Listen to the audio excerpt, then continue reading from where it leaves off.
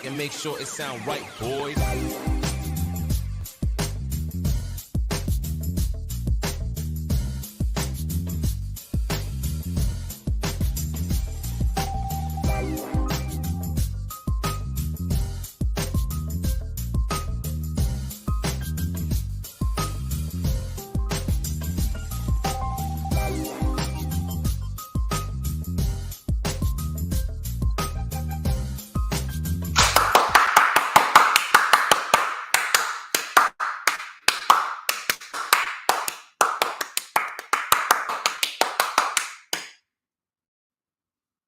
Holy shit!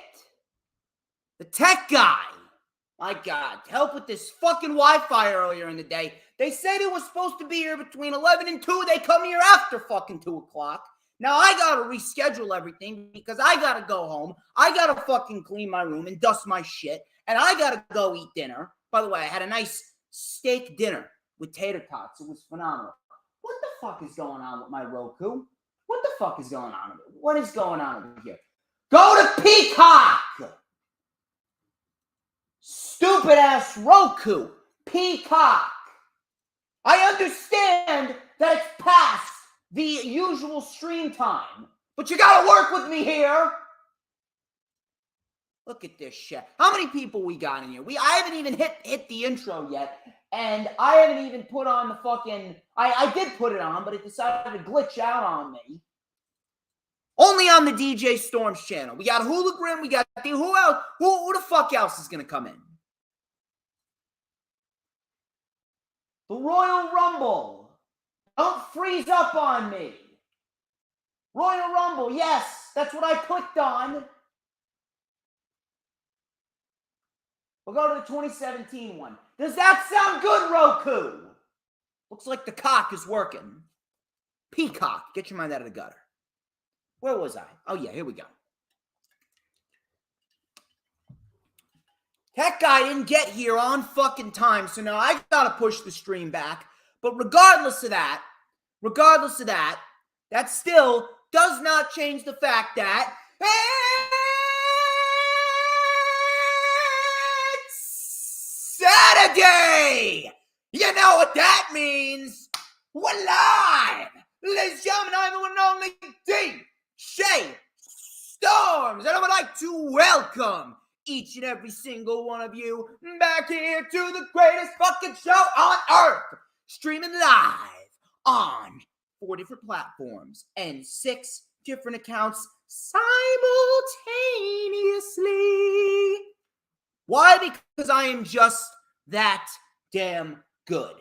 As of course, you already know who I am, Mr. Controversy and the operator of the best damn Twitter handle. No.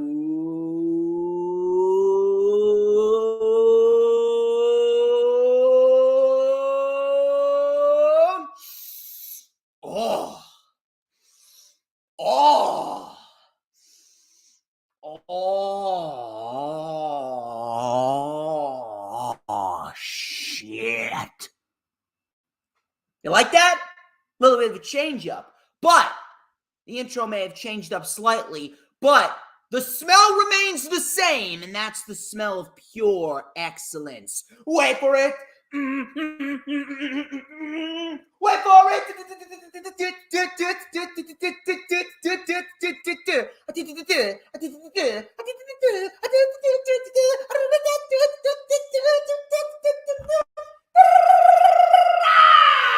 To mankind! And this is the official Lightning Flash update for Saturday, December 17th, 2022. The daytime has gone away, but I don't care because I say, bring on the night! Bring on the night! We're going to have a good time. We have a real good time. I see we got the Final Hoss, Sleeping Angels, and Adam Carl in the chat, too. All right. I can dig that, sucker. Hopefully the Wi-Fi is back in shape, up to par, up to code, because we got a lot of shit to go through, dissect, analyze, and go over. My fucking God, what a newsworthy fucking week in the world of professional wrestling. It has been absolutely insane from top to bottom. I was actually pissed off because I thought that I wasn't going to get the chance to talk about it. But I'm here. I'm here, and it's Saturday night. Thank you for choosing to spend your Saturday nights with DJ Storms, because let's be real, when it's DJ Storms, it never fails. DJ Storms is the way to go all day, every day, because everybody wants a piece of the Storms Meister. Of course, we got a lot of news, a lot of rumors. We got Vince McMahon intending to return to WWE as its CEO. Fuck that. We got none other than Sasha Banks being done with WWE. Mandy Rose has been released. Brock Lesnar could very well be in store for a huge match at WrestleMania, a dream match of many. We got a lot of news to dissect. We also got Earl Colbay in the chat and Philly Sports Talk Podcast reminding everyone that I am the best in the fucking business. We got Raging Girl Gamer as well. Shout out to Raging Girl Gamer. Of course, I will be having her on the channel very, very soon in the new year. Shout out to Rage.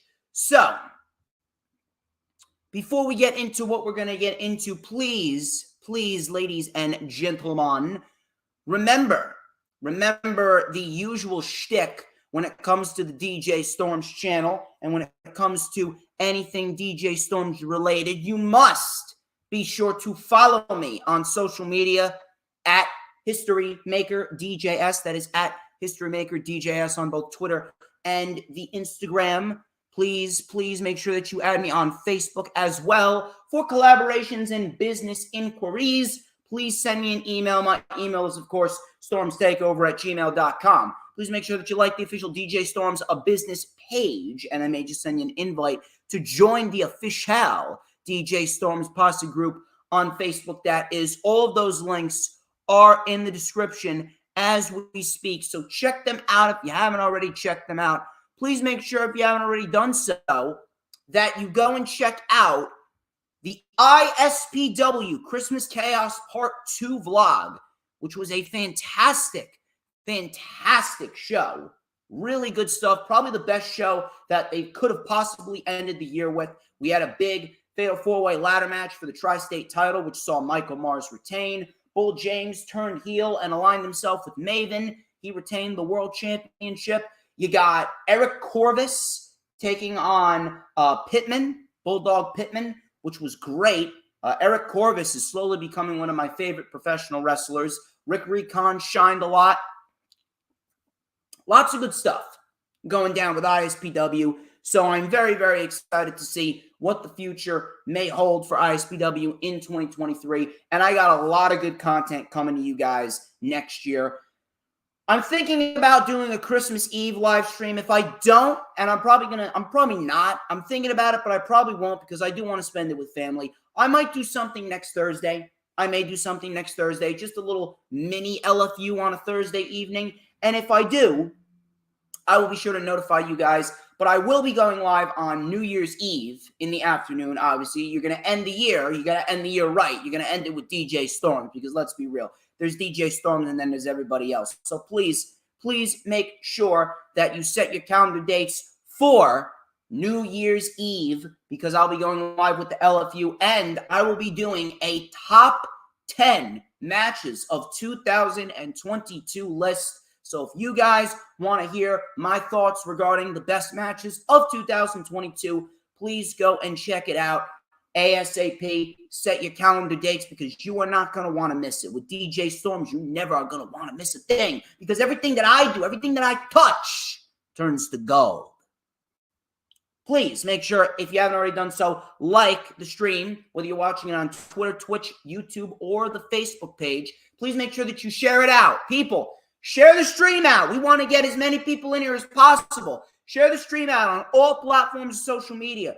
Twitter, Instagram, Pinterest, Tumblr, Snapchat, TikTok, Facebook, whatever social media platforms that you may be using, because we want to get the largest outreach possible. And check out all the Hardcore Sports social media links. Twitch, which we are streaming live on at Hardcore Sports 1, Instagram at Hardcore Sports Network, Twitter, which we're live on at Hardcore Sports N, and YouTube, which we are live on at Hardcore Sports Network. We are going to be the #1 brand and the #1 channel on YouTube for all sports analytical content, including baseball, football, basketball, hockey, UFC, WWE, AEW, Ring of Honor. No matter what it may be, we are going to be #1.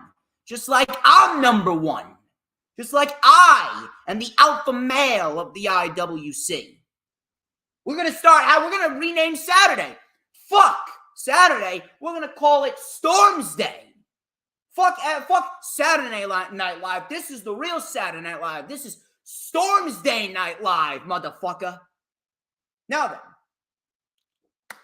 then, please make sure you hit the subscribe button. And be sure to hit that notifications bell with a huge coup de grace, because that way you're going to know whenever I pop up on YouTube. Because whenever I pop up on YouTube, oh, babe, it is the best time to be on YouTube. And Earl Cole is finally here for this, because it's the only time you're going to get to see this glorious sideburn chin strap combination and this beautiful mustache right here.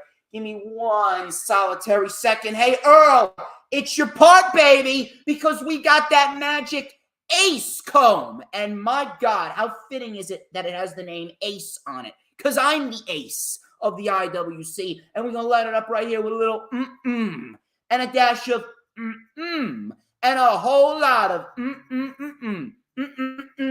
I actually put a little beard cream in this morning when I was getting dressed. You know, the beard cream, it, you know, controls the hair, it controls the stubbles, it makes for a nice smooth skin after the shave, you know? Because like Campbell's soup, just like a nice hot sizzling New York strip steak off the grill, seasoned with paprika and garlic salt, with some Sweet Baby Ray's barbecue sauce on the side, with some tater tots and Caesar salad. Am I making you hungry yet? Oh, you know I am. I'm just so good. Everybody wants a piece of Stormsmeister. Oh, speaking of good, you are not going to want to miss Monday, because on Monday, I got the official DJ Storms original Christmas song coming out. The Herald Angels are going to take a back seat because the Posse members have the reins now, and the Posse members are going to be singing glory to DJ Storms the King. Also, Earl Cole, yes, indeed, I will be back on Earl Cole's channel on January 19th to dissect AEW Dynamite. It is going to be a great show. I cannot wait for it.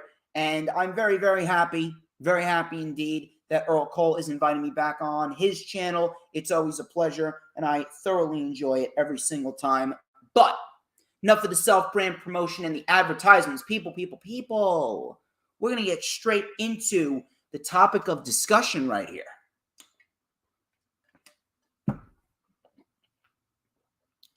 News, rumors, and reports. Let's get into it. I got one from Fightful. Fightful reported that a certain NXT superstar will be getting called up sooner rather than later. And that superstar is good old Cameron Grimes. And I'm going straight to the moon. Cameron Grimes. He's my guy, actually. I'm a Cameron Grimes guy. Cameron Grimes is fan. Cameron Grimes is legitimately the hick version of Bryan Danielson. The guy could have a great match with anyone. The guy could lead a fucking plastic mannequin to a 4-star match at least. Guy's phenomenal at what he does. Cameron Grimes, who right now is probably one of the best baby faces in NXT, Fightful reported that he will be getting called up to the main roster very, very soon. It is unclear when exactly he will show up and against who, but he's slated to be called up any day now after losing his most recent match on NXT a couple weeks back to Joe Gacy. Now, I am very, very excited about this call. Cameron Grimes, if you guys have not been paying attention, Cameron Grimes is a fucking beast when that bell rings. Cameron Grimes can wrestle his fucking ass off. And he's entertaining. He's wildly entertaining. The guy can do it all. The guy is so damn good at what he does. It's an absolute fucking crime that he has not won the NXT World Championship. Yes, he was North American champion for a couple months, but I mean, that guy was worthy of a fucking NXT World Championship with the babyface run that he was on, not just an NXT North American Championship. Cameron Grimes is fucking amazing. And I'm telling you, he's fucking great.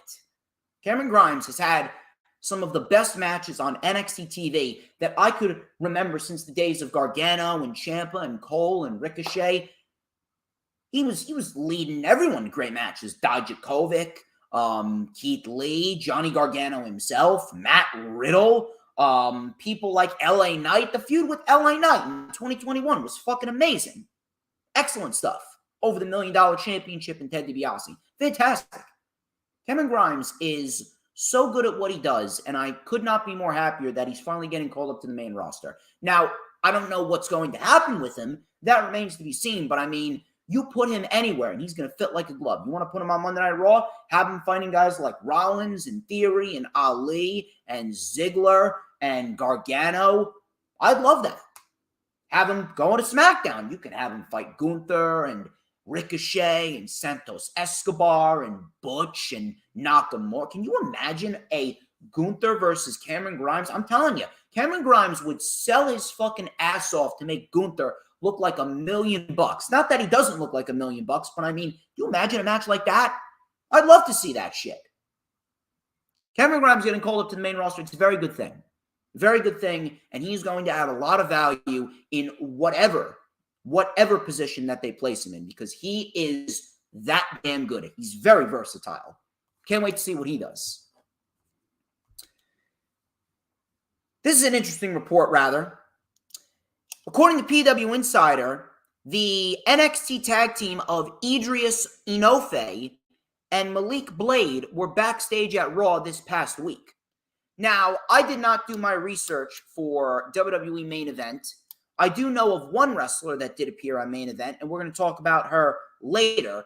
But as far as Idris Enofe and Malik Blade goes, I'm not really sure why they would even contemplate calling that tag team up. They're not ready by a long shot. They still got plenty more to learn, plenty more time to grow, plenty of more tips that they could consume while down in NXT before they get called up to the main roster. They are not ready by a long shot. They haven't even made a name for themselves down there yet. Can't even fucking speak today. They have not even made a name for themselves down there yet. So why would you even contemplate calling them up now? My guess is if they did appear on Main Event, which I don't think they did, but if they did, then this was just nothing more than a little test run. This was a little test run by Triple H, and my guess is that he just wants to get more NXT superstars familiar with the main roster stage. And that probably is what he was doing for Idris Enofe and Malik Blade. He probably has high hopes for them. And I wouldn't say that I have high hopes for them too, but I do believe that they could be a really solid tag team. They got a great look. They're very good in the ring. They're only getting better. Maybe the promos could be a little bit better, but I mean, I'm actually enjoying what Malik Blade and Idris Enofe can do. Their match against Pretty Deadly was a very good tag team match, so I can't really complain about that. I don't know why you would even contemplate calling this tag team up when they're not ready, which is why I do believe that this was just a scenario where Triple H is trying to get them integrated with the main roster stage, which is completely fine. It's completely fine because Vince McMahon would probably just call them up willy-nilly and they would be thrown in the deep end without any preparation. So I actually don't mind that move by Triple H at all. Speaking of a move by Triple H, that is a great move, actually. William Regal. William Regal, he is indeed returning to the WWE, and it is being reported that he is going to be returning next year in a vice presidential role, which is higher up on the totem pole towards Triple H than the last role that he had. Ain't that fucking poetic justice? Man, I could not be more happier for William Regal. The fact that he was fired, he was let go. He was treated like shit under Vince McMahon and Bruce Pritchard. And now that he's back, and he's in a scenario where he is higher up on the totem pole in terms of power, he's able to work with his son. He's able to live nice and comfortably in WWE, knowing that him and Triple H are going to get along very well, and they're going to work together like fucking peanut butter and jelly on a sandwich. Right there. That right there is poetic justice, and I could not be any more happier for William Regal. This is great. And William Regal, we already know how good William Regal is in terms of scouting talent and having an eye for the next big thing. I mean, how do you think WWE got Gunther and Pete Dunne and Tyler Bate and Trent Seven and Mark Andrews when they were there? Because of William Regal. William Regal is going to be a great vice president of WWE, and he is going to bring a great sense of leadership. He is going to bring a great sense of backstage morale. He is going to boost the backstage morale tenfold. Can you imagine how happy some of the people that are backstage in WWE are that William Regal is coming back? Can you imagine how happy guys like fucking Karrion Kross are, and Johnny Gargano and Tommaso Ciampa when he comes back, and Dexter Lumis? Can you imagine guys like that? Can you imagine the guys like Ricochet that were there when William Regal was at the height of his GM run? Can you imagine guys like that are so damn fucking happy that William Regal is back? It's a great feeling. It's a great feeling, and I cannot wait. I really can't. Cannot wait to see what William Regal has in store. Keeping up the trend of positive news, because I'm mainly saving the negative news for later on. Keeping up the trend of positive news, Mike Mansberry, former vice president of global television production for WWE, has been hired by AEW. And he actually started this week as senior vice president of co-executive production for AEW Dynamite and Rampage. Now, I'm not sure if you guys sensed it, but the fluidity of Dynamite and Rampage was really, really, really good. The fluidity of Dynamite and Rampage, it really did remind me a little bit of the fluidity of a Monday Night Raw or a SmackDown. Everything just, it connected well. It connected well. It flowed very well. Everything served a purpose. Everything felt as though it was given a little bit more time, and the transitions between segments were great. Everything felt like it just flowed from one segment to the next, whether it be a promo, whether it be a match. We saw a nice promo by FTR on Rampage. Some really, really, really good stuff, I gotta say. Some really good stuff. So if that is the production that we're going to be getting from Mike Mansberry, I'm telling you, he's going to be a real, real game changer for AEW in terms of the production. He is really going to bring a newfound sense of professionalism to the production of AEW. It's going to take AEW up to the next level in terms of production, and his presence, the change is already being felt. And that's what I love about this hire. This is a great hire, and Tony Khan, he should be patting himself on the back that he was able to scoop up Mike Mansberry. Mike Mansberry is going to be a great asset to everything AEW related, and I cannot wait to see what he does in 2023. Could you imagine some of the video packages that he could produce? Can you imagine some of the segments that we could see and how good the production is going to be? The new camera angles. I felt the new camera angles with AEW this past Tuesday. Great overshot camera angles of the House of Black after they just got a victory on Dynamite. I'm loving it. I'm really, really loving it. And I cannot wait to see what Mike Mansberry puts forth in 2023. Brock Lesnar. Brock Lesnar.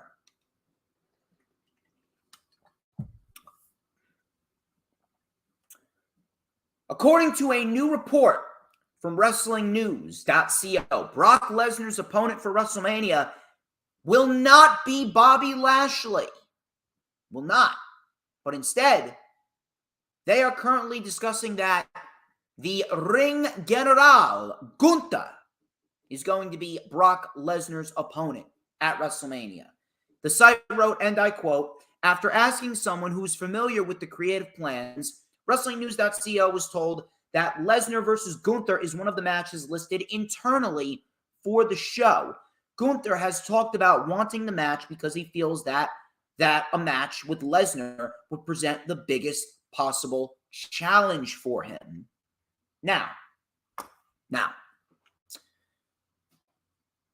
I am excited about this, but at the same point in time, I'm not sure if now would be the proper time.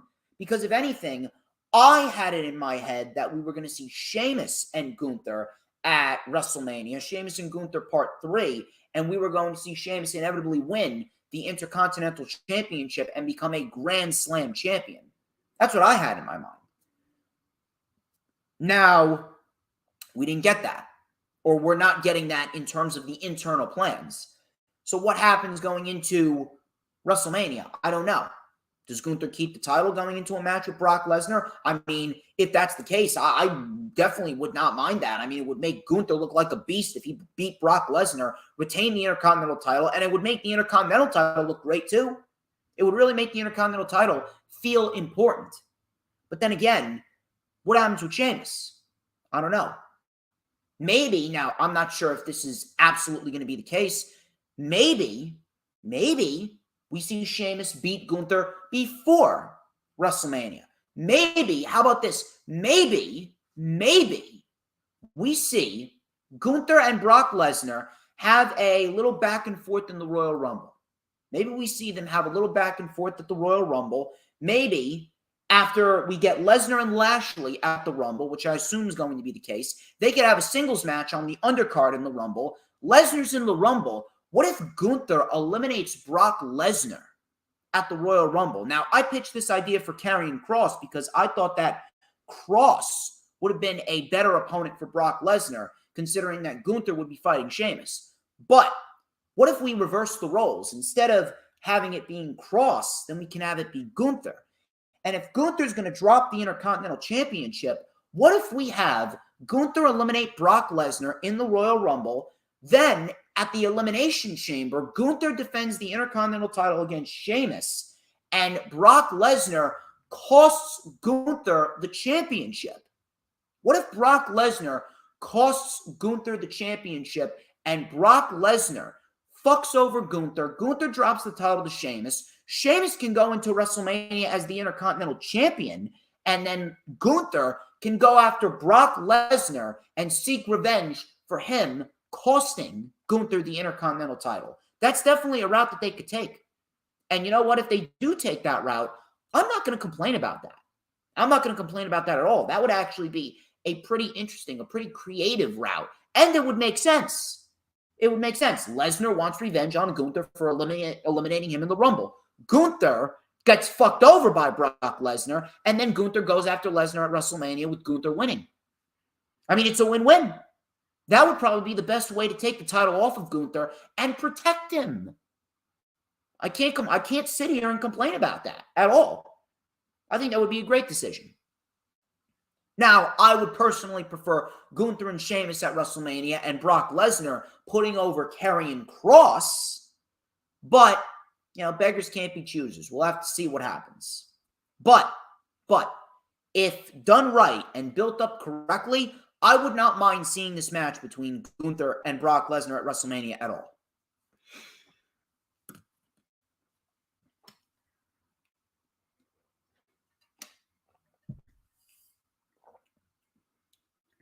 Cassidy Haynes of Bodyslam.net. Now this is a piece of negative news. And I actually was not anticipating reporting on this, but unfortunately, it had to be reported on because it is quite newsworthy. Cassidy Haynes of BodySlam.net reported that the real reason Matt Riddle is off of television is not because of an injury. What Solo Sikoa did was all kayfabe. It was merely a way to write him off of television. He's actually off TV because he actually failed a drug test. He failed a wellness policy. This is his second wellness policy failure, his second wellness policy violation within the last 6 months. That's actually the reason why they bumped out the SummerSlam match between him and Seth Rollins, and they moved that to Clash at the Castle. They did that because Riddle failed a wellness policy test, so they punished him by taking his match off of SummerSlam and having Seth Rollins embarrass him by stomping his head into the mat every single week. And then they moved the match to Clash at the Castle, which ended up being a fantastic match. This was his second violation, and he has indeed been suspended and sent to rehab. Now, seeing that this was his second violation, he could have received termination, but he instead ended up getting sent to rehab. And if termination is a possibility, it would likely have to come after his third wellness policy violation. Now, I don't know what's going on. I don't know what drug that he tested positive for. I can think of a few. Maybe he was on the same drugs that Roman Reigns was on when he failed the wellness policy. What was it? Adderall? Something like that? Was he doing the lines that Tony Khan reportedly did? Now, it's a fucking stupid joke on social media by the people, but I mean, could Matt Riddle be on the lines of coke? I mean, there was so many stories going around down in NXT. I mean, look at what happened with EC3 and Velveteen Dream. Velveteen Dream actually came out bashing EC3 because they had parties down there in Orlando, and there was women involved, and I'm assuming sex and cocaine. So, did Matt Riddle go back into the cocaine days? I don't know. That's a possibility. Now, I'm not sure what he's going through, but I can imagine that it has been a rocky road for Matt Riddle. I don't think Matt Riddle's a bad guy whatsoever. Matt Riddle's a very down-to-earth guy. Matt Riddle's a very chill and laid-back guy. It's definitely not weed. It's definitely not weed because the marijuana policy has lightened up a lot. That's lightened up a lot. Now, I don't know what kind of drug it is, but I mean, it just sucks for Matt Riddle. It sucks for Matt Riddle. And I don't believe that he would intentionally try to fuck up the good spot that he was in on television. Maybe they knew of this coming out of his program with Seth Rollins. That's why they rushed the third match. They gave Seth Rollins the United States title as a way to say, hey, look, this is what happens when you fail the wellness policy. We're punishing you. And then they had him lose to Seth Rollins. He was brought down to the undercard, and now he was taken out by Solo Sikoa. So, I mean, maybe they knew about this. Maybe they knew about this, and he wasn't getting himself right. So they forced him into rehab. I can't imagine what Matt Riddle is going through, and I realize that it must feel hard, but I'm not really sure if turning to drugs is the best possible outcome. I understand if you are depressed. Trust me, I understand if you're depressed. I understand if you are not feeling yourself. I understand if you are going through a lot, but I mean, there are other ways to do that. If you're going through something, you have to talk to someone about it. You can't just drown your sorrows in alcohol, smoking, or drugs, or anything like that.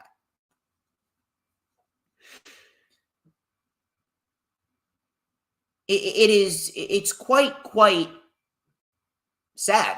It really is. I honestly feel bad for Matt Riddle. I can imagine that he's been going through a lot with the divorce. He doesn't really get to see his kids all too often. People on social media trying to come after him. and cancel him. And I can assume that he's probably not felt his best, but he continues to go to work because, he has to be a man. He has to be a man. He needs to do what he needs to do, and he just needs to continue on and try and hope that things will get better. But in reality, if he's going to drown his sorrows in drugs and all that other shit, he's ultimately going to end up not just fucking up his career, but he's going to end up fucking up his life and himself. He's going to have to straighten his shit out. And it sucks, but at the end of the day, I can't really sit here and say that, he doesn't deserve to be suspended, because at the end of the day, he fucked up. He fucked up, and he went down the wrong path. The one thing that he should be grateful for is the fact that he actually has a boss that gives a shit about him, because if this was Vince McMahon, I'm sure that Vince McMahon would easily have fired him after the first strike. Would have easily fired him after the first strike. So, seeing he has a boss now in Triple H that actually gives a shit about him and treats him like a human being, he should be counting his blessings that Triple H cared about him enough to send him to rehab. I wish Matt Riddle nothing but the best. I really do hope that in the end, he gets himself right. I really do hope that he gets himself right. Main event. I don't cover main event, and I will not cover main event at all. But there was a rather important piece of information to come out of main event. And that is that Smiley Kylie Ray made her debut. Yes, Smiley Kylie Ray. She made her debut on main event before Raw this past Monday. She is now going by the name Brianna Ray. For those of you that do not remember Kylie Ray was actually the second female signee to All Elite Wrestling. She had one match. And that was the Fatal 4-Way match with Awesome Kong, Nyla Rose, and Britt Baker at the first ever Double or Nothing. And since then, she has not gotten a spotlight since, because apparently she has nerves, which is completely understandable. Obviously, she suffers with mental health issues. I can only hope that she is okay. I can only hope that she is in a better place mentally and emotionally. And I really do hope that we do see her come to the light on WWE TV, and we do see her break out, because I actually think that Kylie Ray is a very good professional wrestler. Kylie Ray's got a lot to offer. Kylie Ray is a genuine, likable individual. So at the end of the day, I guess she could be their new version of Babyface Bayley if they want her to be. I can only hope that she's not going to get anxious. I can only hope that she has the right people to talk to. I can only hope that she's surrounded by good people that are going to keep her happy. And I can only hope that she is fully ready and fully focused to take the world by storm. Because I'm telling you, Kylie Ray, there's a lot of talent that Kylie Ray possesses. And I don't even think she's even scratched the surface of her full potential yet. So I'm very much looking forward to seeing Kylie Ray when she inevitably gets up to the main roster. Thank you all for sticking by me and watching here on this fine Saturday evening. We are looking at 12 live viewers. I believe we also got some Facebook viewers too. You guys have been fantastic. Dee Dee and Paul the Shooter and Peanuts and Sleeping Angels and Lisa Wardlow. Lisa! Holy shit, I was wondering when you were going to show up. Lisa, she turns 40 today, and she still looks as sexy as ever. Lisa, happy birthday. We all love you. The DJ Storms posse loves you. I mailed out your wristband today. You should be getting it by next week as a birthday present and a Christmas gift from me to you, from the old Stormsmeister, from the devil himself. I hope you enjoy. Moving on here to a report that really got a lot of people talking. This report really got a lot of people talking. At NXT Deadline, we saw Roxanne Perez win the first ever women's and the first ever Iron Survivor Challenge in general. Hold on, Lisa. I thought you were 40. Oh, never mind. I shortchanged you by 1 year. I apologize. Regardless, you still look phenomenal. I would have never guessed you look any day over 30. You look great. But Roxanne Perez became the first ever women's and overall Iron Survivor Challenger winner this past Saturday, 1 week ago, actually, today, 1 week ago, around this time. She earned the right to face Mandy Rose for the NXT Women's Championship. And the match was originally slated for New Year's Evil. New Year's Evil is a special NXT event that they host every single year. They've been doing that for the last 2 years. They were going to do it again. It was slated to take place on January 10th. That did not happen. We saw a segment this past Tuesday on NXT, which resulted in Mandy Rose attacking Roxanne Perez from behind. And Roxanne Perez challenged Mandy Rose to put her title on the line this past Tuesday, which she did. She did indeed do that. And Roxanne Perez and Mandy Rose had a decent little match. Really wasn't anything over the top, but it was a decent little match. It was there. And Roxanne Perez beat Mandy Rose in a rather unceremonious, rushed scenario and a rushed match, if I'm going to be quite honest with you. An overall rushed scenario to win the NXT Women's Championship. The following day, it was reported by Fightful that Mandy Rose has been released by the WWE. Now, why did she get released? If you guys have been paying attention, there was a privacy leak of Mandy Rose's fan site. It was released by this one guy that I've had blocked for many years now. His name is iBeastless. I've had him blocked for quite a few years now. And if you're wondering who he is a complete fucking no one. All he is a social media troll, a social media bum who probably still lives with his parents, that has never touched a pussy in his life, that has never gripped a firm female's ass, that has never suckled at a pair of tits in his life other than his own mother's. Pretty much what I'm saying is the guy is an absolute fucking loser. The guy's a loser.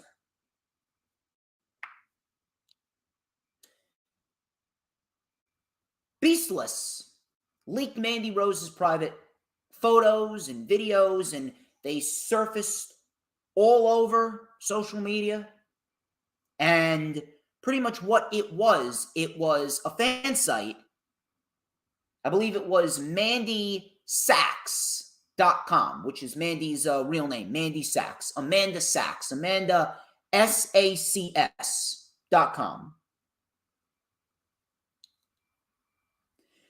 And apparently, she was getting rather explicit.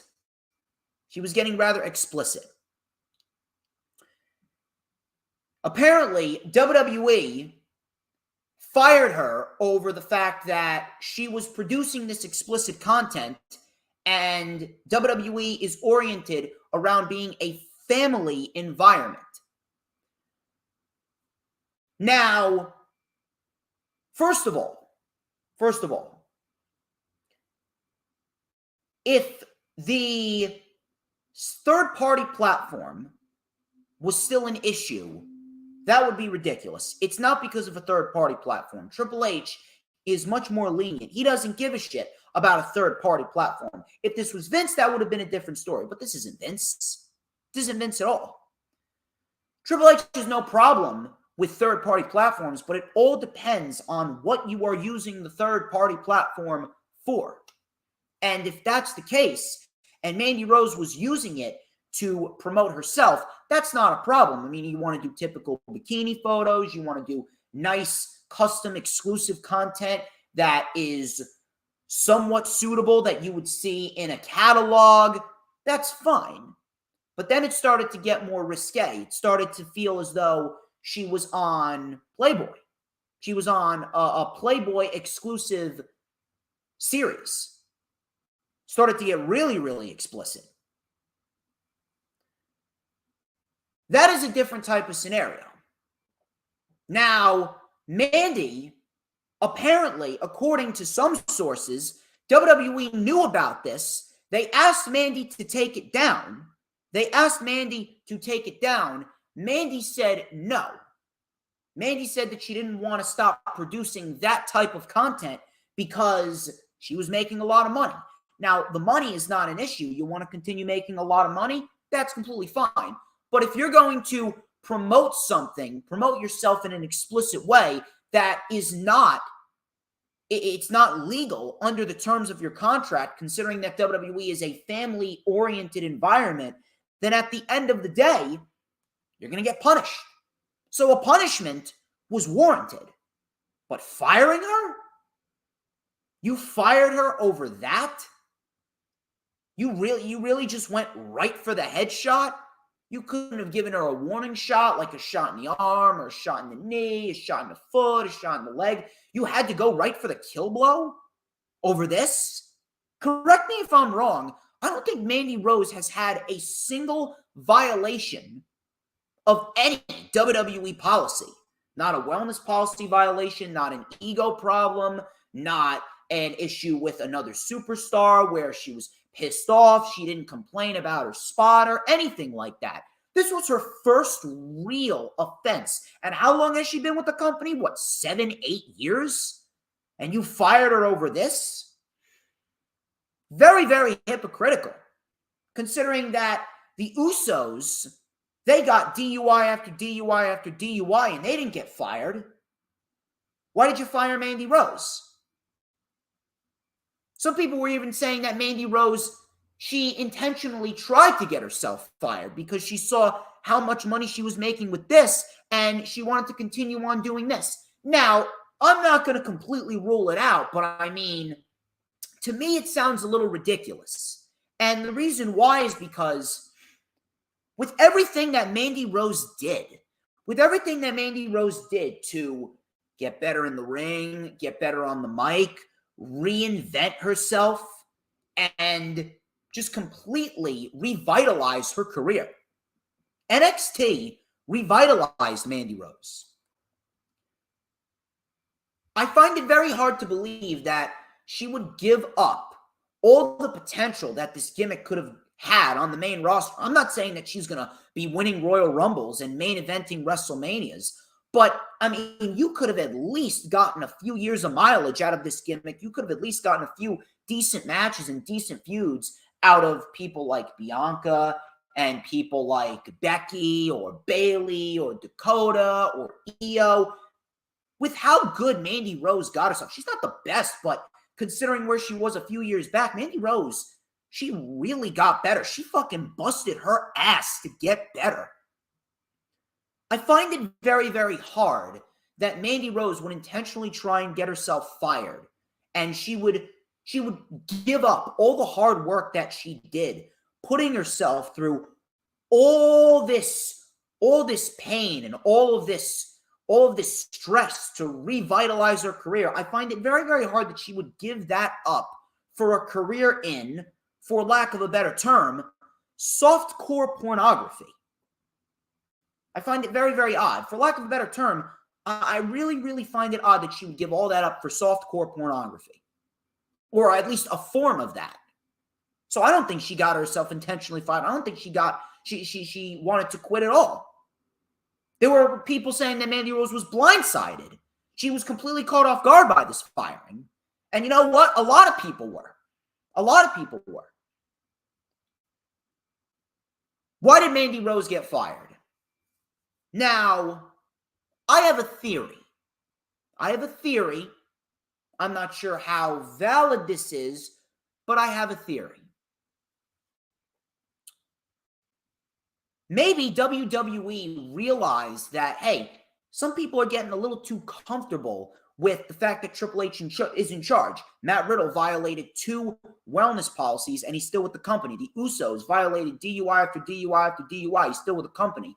Now, we do not want people to think that they could just do whatever they want without consequences. So you know what? Maybe we're going to fire the next individual that fucks up, no matter what it's from. And it just so happened to be Mandy Rose. Now, I'm not sure how valid that is, but that's what it came off as to me, at least. Could be valid, could not be valid. But regardless of that, what Mandy Rose went through here was not fair. Not fair whatsoever. A suspension would have been more than enough of a punishment to handle this. But firing her, WWE really jumped the gun on Mandy Rose and left a lot of money on the table with Mandy Rose. Or maybe it was this. My dad brought this up to me earlier today. I was talking to him about this before I went live, actually. Hours and hours ago. With all the allegations that came out against Vince McMahon about sexual misconduct, maybe WWE did not want to have any sexual conduct or sexual content promoted by any of their employees, because maybe they didn't want that tied into what's going on with Vince, because maybe that's a bad look. Now, I understand that Mandy didn't have anything to do with Vince McMahon, but maybe they just wanted to eliminate any overly sexualized content from their television program. You can clearly see the minor changes within the women's division on NXT, because before the women's division, they were wrestling in minimal clothing. It was all about the looks. It was never about the in-ring ability. It was all about pushing and overly sexualizing the women. It's all about the looks. We haven't seen that. We haven't seen that at all. But regardless of what it's from, they really jumped the gun here. They really jumped the gun. Again, firing her over this, her first offense. And listen, I hate social media narratives, and I really do hate the majority of the crowd that I've met on social media, minus the people in this chat, and obviously the people that I've met at the wrestling events too. But I gotta say, I agree with the crowd. I'm fully behind Mandy Rose here. WWE really jumped the gun on this, and honest to God, it's quite disappointing. It's quite disappointing the way that they handled themselves here. I would have expected a lot better from the WWE, and they could have handled this so much better. You could have easily threatened her with a suspension, taken the title off of her, and she could have missed the entirety of WrestleMania season, and then WWE could have been like, well, I hope that you've learned your lesson. That would have been just fine. That would have been just fine. But WWE ended up firing her. I honestly think this was just a snap, heat of the moment decision, because WWE, they figured that people were getting too comfortable with Triple H in charge, and they needed to make an example out of someone. And unfortunately, it was Mandy Rose. Is that fair? Absolutely not. Was a punishment warranted? Yes. But firing her? Fuck no. But Mandy Rose, she will succeed anywhere that she goes. She's very, very good, and she manages to make everything that she is in work. Mandy Rose manages to make whatever she does work, and that is very, very impressive to Mandy Rose and the kind of woman that she is. She's not one to quit. She's going to bust her ass until she gets whatever she needs to get over. So I wish Mandy Rose the best. And maybe, you know what? I actually hope WWE rehires her. Because if I'm going to be quite honest with you, Toxic Attraction is pretty much dead. Mandy Rose was the only good thing to come out of Toxic Attraction. Legitimately, it was like Shayna Baszler, Jessamine Duke, and Marina Shafir. Jessamine Duke and Marina Shafir sucked. Gigi Dolan and JC Jane are terrible. They're sloppy. They're uncoordinated. They're not believable. They're all looks. And I'm not trying to kiss ass with this comment, but I see better women's wrestling at the ISPW events that I go to, more so than when I watch Gigi Dolan and JC Jane. Really. It's ridiculous. You may as well not even keep them around. And I don't want anyone to lose their job, but Gigi Dolan and JC Jane legitimately have no value without Mandy Rose. Mandy Rose was the only good thing to come out of Toxic Attraction. Now she's gone. I hope WWE realizes the mistakes that they've made, and I really do hope that they reconsider hiring Mandy Rose back.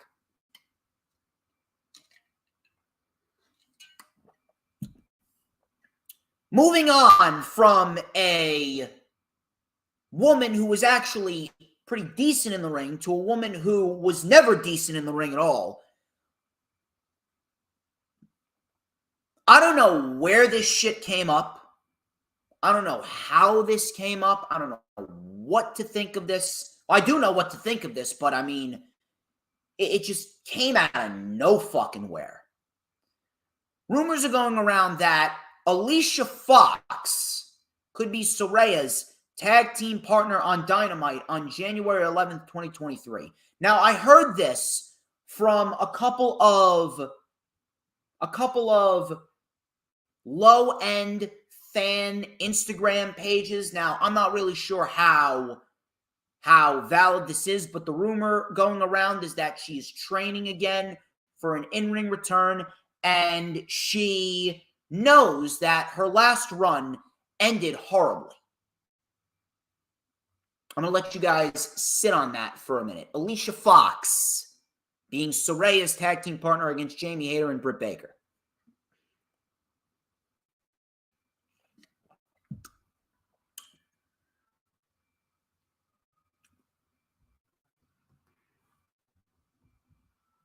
So just take it in. Take it in. Sit on it.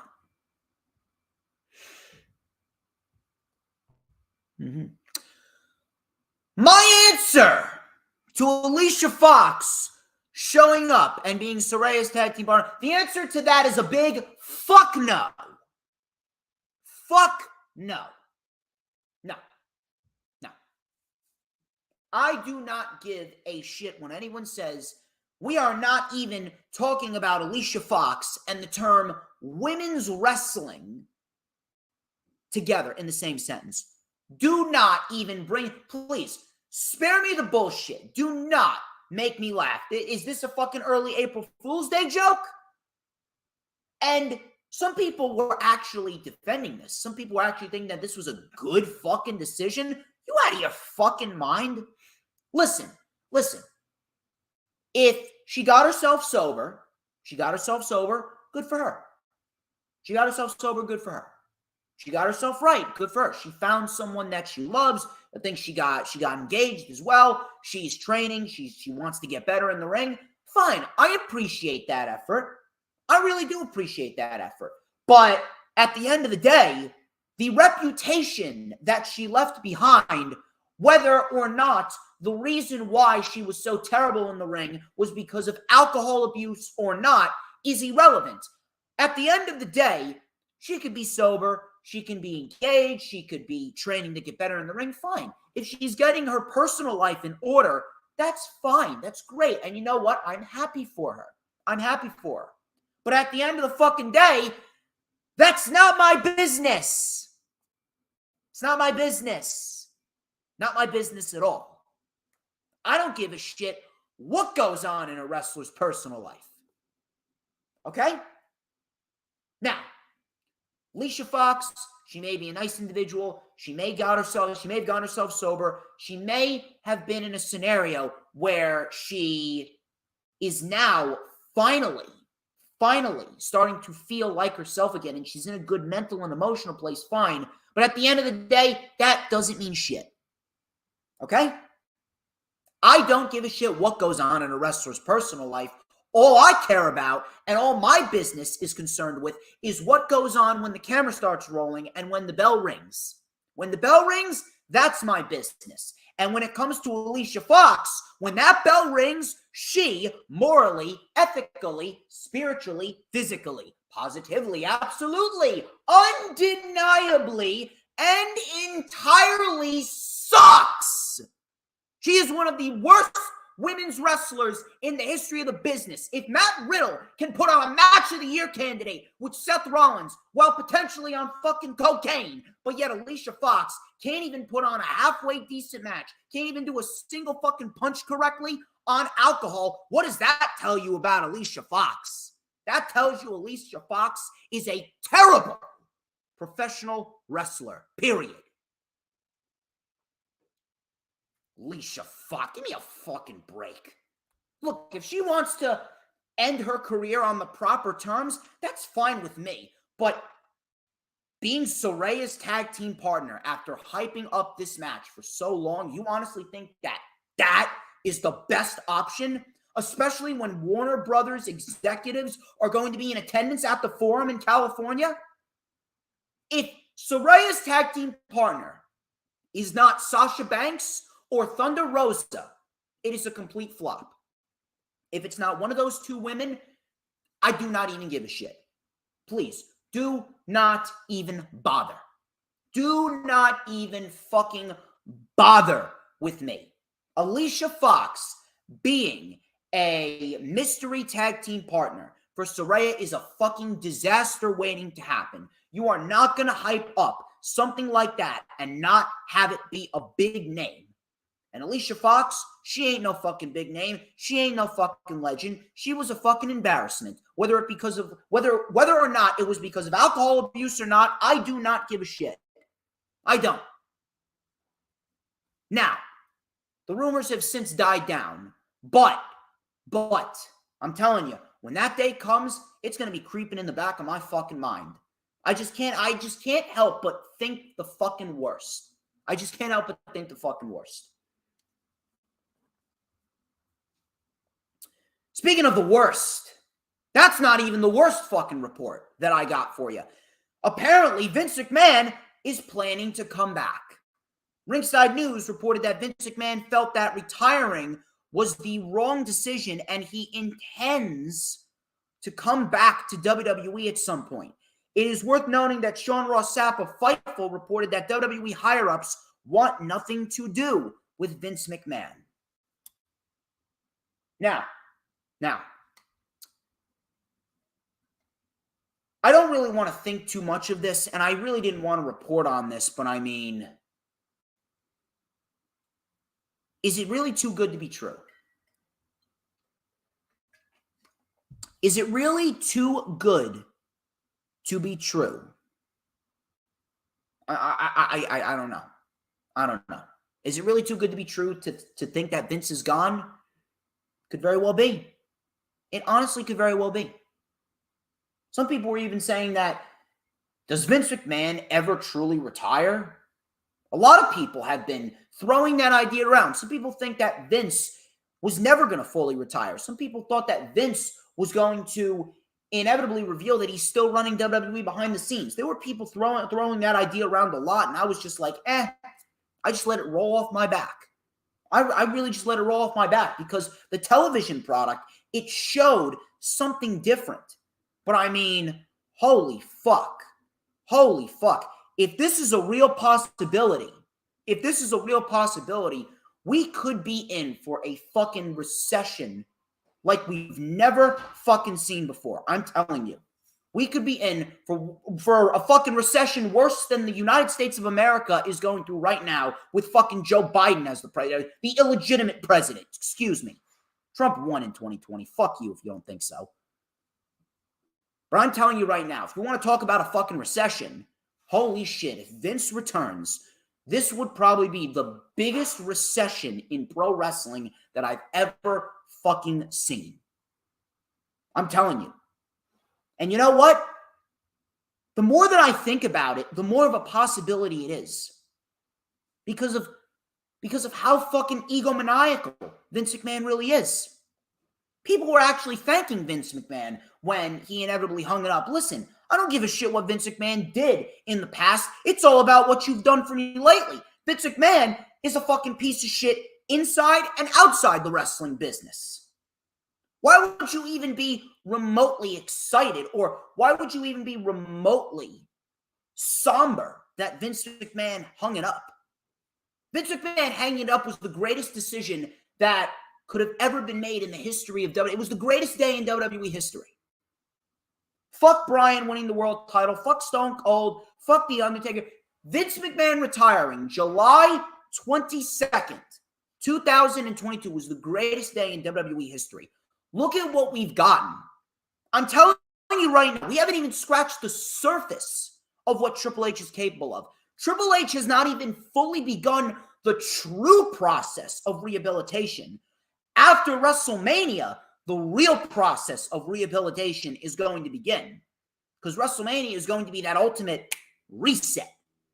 And once we get that ultimate reset, Triple H is really going to be put to the test. And you know that he's going to come out all guns blazing. And he's going to make sure that people are going to be tuning in to Raw, to NXT, to SmackDown. We've even seen NXT slowly start to improve. But it's not where it needs to be. The true process of repairment hasn't even begun yet. And if Vince was to come back, it would absolutely derail all the plans that Triple H has, and it would absolutely bring the company back down into the shithole that it was in before Vince McMahon retired. It's going to take years to fix what Vince McMahon did and what Bruce Pritchard did. If anyone could do it, it's Triple H, and I do have faith that he's going to do it. But at the end of the fucking day, it's not going to get done if Vince McMahon comes back. You honestly think that if Vince comes back, that he's going to be okay with all the people that he sees and all the people that were rehired, that he fired? Do you honestly think that Vince McMahon is just going to sit back and run WWE hand in hand with Nick Khan while Triple H handles all the creative? No, he's going to infiltrate creative. He's going to bring back everyone that left that was on his team. He's going to replace every one of Triple H's members with his own members, and he's going to infiltrate the company once again and take over and erase everything that Triple H has done up until this point. Vince McMahon is a fucking stage 15 level cancer. He's a stage 15 level cancer that needs to go away permanently. Vince McMahon, he does not give a single shit. He would rather take the company into the grave with him. He would rather take the company into the grave with him than sit back, retire, and watch people run it better than he did, especially his son-in-law after he got upstaged by his son-in-law for so many years with NXT Black and Gold before AEW came along.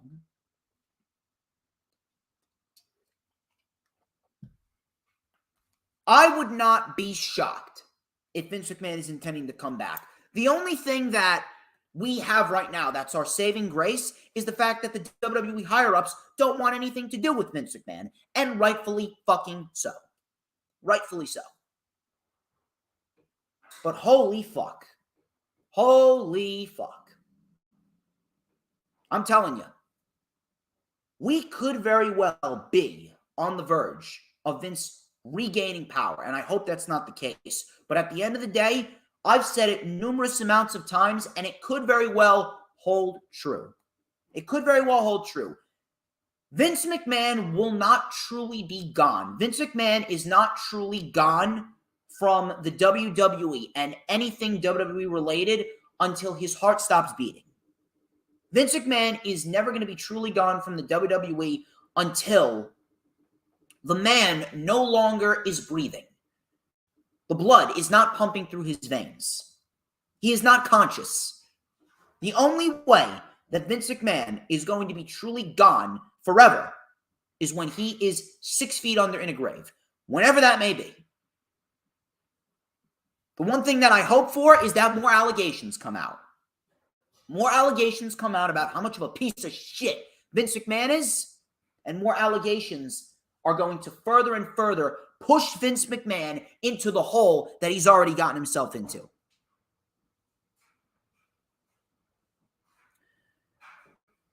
My final report, and then we can get on into the weekly show reviews, and every show except for Raw actually felt lively.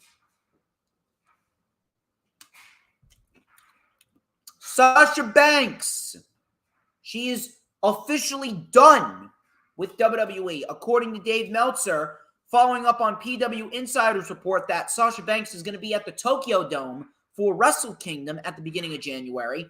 He reported that Sasha Banks is officially done with the WWE. Now, we all had it in our minds that Sasha and Naomi were coming back, considering that Triple H took over, and Triple H has a deep-rooted respect for both of those women, and Triple H respects the sport of women's wrestling, and he wants women's wrestling to thrive. He wants women's wrestling to thrive, and he wants to make sure that everyone employed feels like a superstar, feels like a professional wrestler, not professional wrestlers and fucking divas like we got under Vince and Bruce.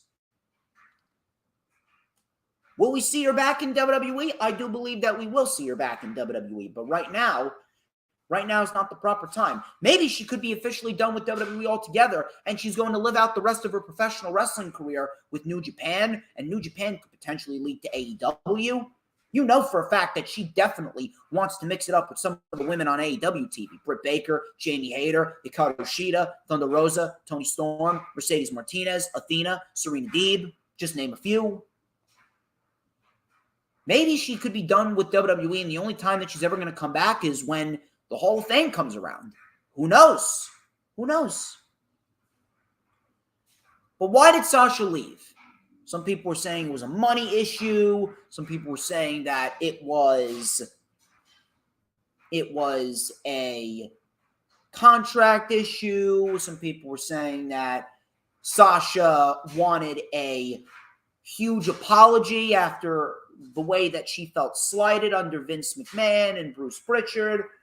I don't know what exactly came up from this, but if WWE didn't pay Sasha what she's fucking worth, then that's fucking absurd.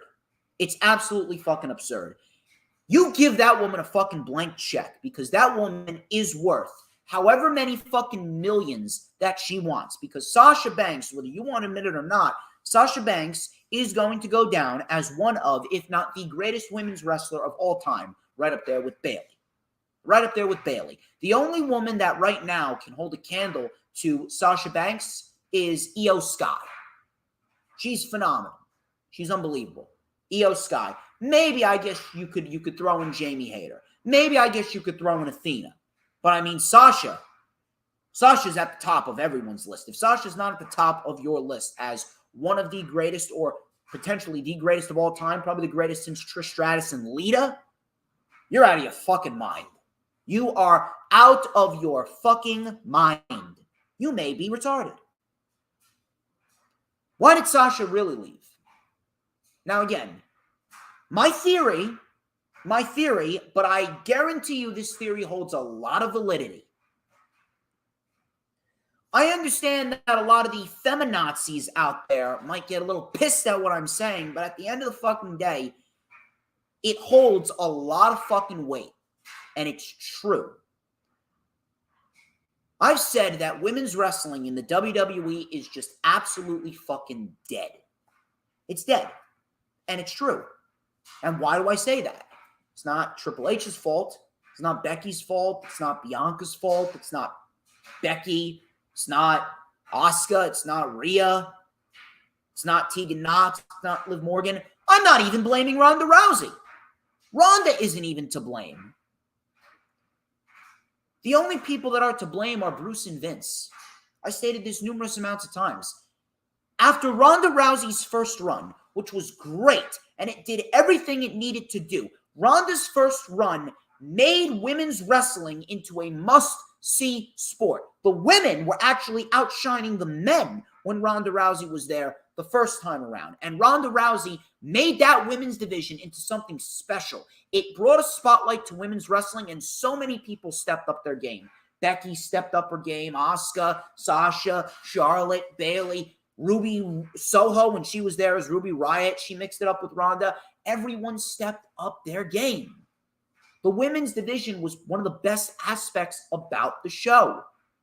Look at the main event of TLC 2018 with Becky Lynch, Charlotte Flair, and Asuka. That was a great main event. Excellent main event.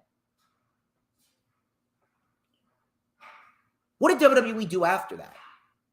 Becky beat Charlotte, and she pinned Ronda Rousey at WrestleMania to win both the Raw and the SmackDown Women's Championship. And what happened?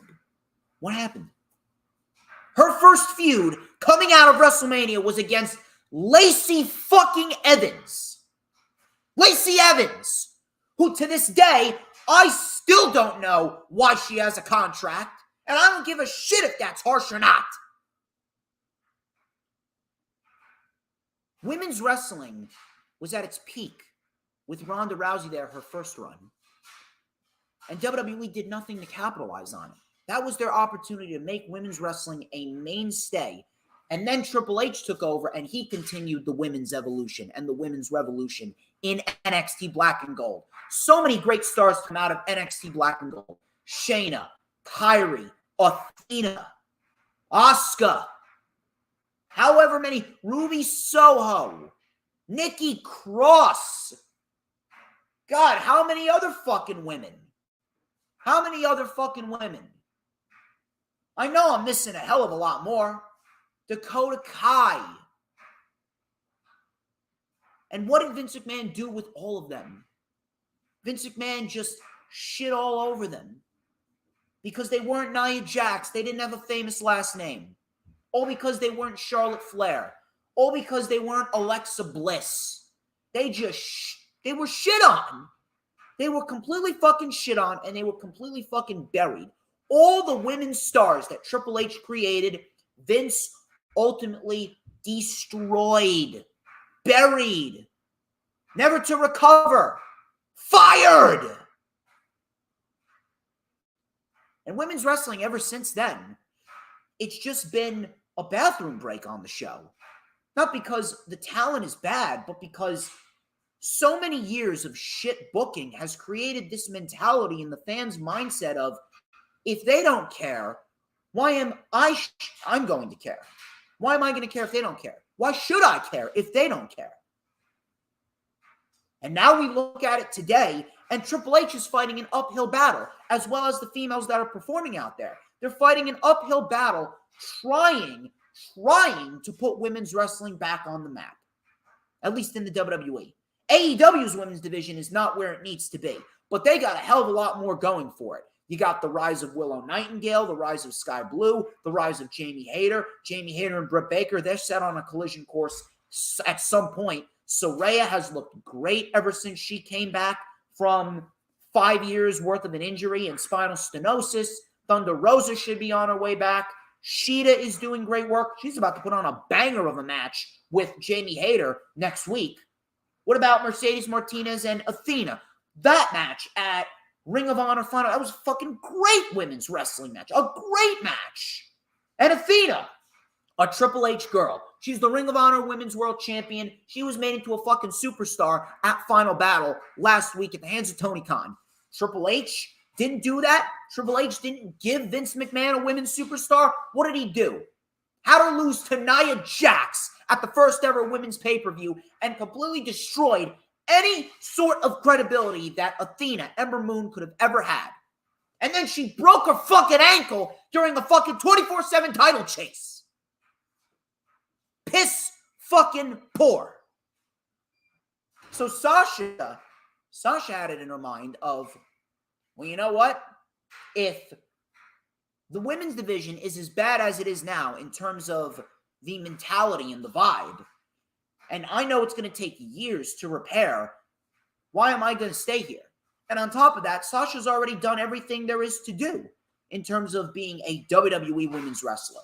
Outside of winning the Women's Royal Rumble and winning Women's Money in the Bank, she's done everything. Her career is made in WWE. She's going into the Hall of Fame. So maybe she wants to branch out and do other projects. You can imagine that her movie career is looking to take off sooner rather than later. And honestly, and if that's the case, I don't blame Sasha Banks. I really don't blame Sasha Banks. I know she's going to succeed no matter where she goes, and I wish her nothing but the best.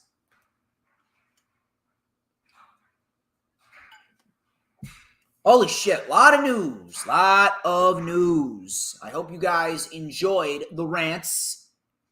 We are going to get into the news, rumors, and reports. We got or excuse me, the weekly show reviews, actually. Weekly show reviews. We got 4 weekly shows to cover. I hope you guys have had a great time. Thank you to everyone who's been sticking in the chat. You guys have been fantastic all night long. I always say, I said it at the beginning of the stream. I know Hooligrim saw it. When the daytime goes away, I say, bring on the night. 15 people, man. You guys are rocking and fucking rolling. Thank you to Big Boy Johnny. Thank you, Angels. Thank you, DD. Thank you, Lisa. Thank you very much. You guys are fantastic. This has been fantastic. Thank you to Peanuts and Dylan and the Final Hoss. A fantastic, fan-fucking-tastic show thus far. And we are going to get right into the weekly show reviews here. We are going to talk about Monday Night Raw, which was yet again a very lackluster show. I don't want to say bad show, but I mean, holy shit. The content between Monday Night Raw and AEW Dynamite, it is like night and day. Raw's not necessarily a terrible show, but I mean, Jesus Christ, there is no excitement emanating from Raw. And a lot of that has to do with the fact that A, there's no world champion on the show. B, the women are a sole focus on the show, and women's wrestling in WWE is dead, like I just mentioned. 3, it's the month of December, and Triple H, he's just half-assing it. I understand December may be a low period, but I mean, look at what Tony Khan did this week. Winter is Coming was fantastic. Rampage was, again, another very good show. They are building up their shows like important shows. Why can't WWE do the same? I don't really get it. I don't get it. I understand you're fighting an uphill battle with Monday Night Raw, but put some fucking effort into it. So the show started off with Bayley versus Alexa Bliss in a number 1 contenders match. Becky Lynch actually attacked Damage Control during their entrance, and she chased off Dakota Kai and Io Sky. We got Bayley versus Alexa Bliss. This match was not good at all. I don't know what happened here. It's like Alexa Bliss. It's like she just forgot how to fucking wrestle. There was no intensity. There was no sense of urgency. There was no oomph to the match. Meanwhile, the last couple of matches with Alexa Bliss have actually been pretty decent. It's like she takes 1 step forward, 2 steps back, 2 steps forward, 1 step back, 4 steps forward, 3 steps back. I'm not sure what the deal is with Alexa Bliss. I really don't. At first, I didn't mind her. Now I mind her again. I don't get it. But Alexa Bliss, her winning the match was the right call. That much I will say. That much I will say, because she is looking to turn heel, although I'm not really going to like the fact that she's aligned with Wyatt. Also, it was kind of stupid what they did here. I thought it was a nice touch on the surface with Alexa Bliss. So she inevitably beat Bayley with a Twisted Bliss. And then Bliss, she went in for a hug on Bianca. All of a sudden, Bray Wyatt's logo flashed on the screen. Bliss teased a Sister Abigail before stopping herself and trying to apologize. So I guess Bray Wyatt's evil forces are trying to take over Alexa Bliss. The only way that I'm really going to be happy about Alexa Bliss being paired with Bray Wyatt is if she's a part of the Wyatt Six. Now, there's a couple of rumors going around. Is the Wyatt Six going to be a faction, or is the Wyatt Six going to be the Six Faces of Bray Wyatt? The Six Faces of Bray Wyatt. Is Bray Wyatt going to be revealed as a schizophrenic maniac? Schizophrenic maniac, Bray Wyatt. Now, if there's one gimmick that could work, I think that Bray Wyatt could very much make that gimmick work, because he's Bray fucking Wyatt. But at the end of the day, I would much rather the Wyatt Six be a faction. I think that would be a great faction. I think that Wyatt, Bliss, Bo Dallas, Brother Bo, man, Brother Bo. Then you had Vincent and Dutch of the Righteous, who were actually in the crowd watching NXT. They could be in there. That's 5. And then number 6, you could bring back Eric Redbeard. And that's the Wyatt Six. Because then Alexa Bliss would mainly be a manager. rather than an in-ring presence. And that is something that she would definitely succeed in. So you got Wyatt, Bliss, Brother Bo, Vincent, Dutch, and Eric Redbeard, Eric Rowan, Wyatt 6. But if Alexa's just going to be aligned with Bray Wyatt on its own, and they're going to be a duo on their own, I don't need that shit. Alexa Bliss ruined the Bray Wyatt character. But Bliss, she looks like she's turning heel, which we need her to turn heel, to be quite honest with you. Bliss is much better as a heel than she is a babyface. Chad Gable. Shoosh. Shoosh, please. Thank you. Always great to see Chad Gable on my TV. He took on AJ Styles. This one about 9 minutes. It's a very good match. Really nothing over the top. Just two individuals going in there who are great pro wrestlers and having a great wrestling match. Gable took over, sending Styles into the steps. Coming back from commercial, Styles with an Ushigoroshi for a 2. Gable then caught Styles with a German suplex barrage. Pele kick by Styles. Big release German suplex. Gable reversed the calf crusher into an ankle lock.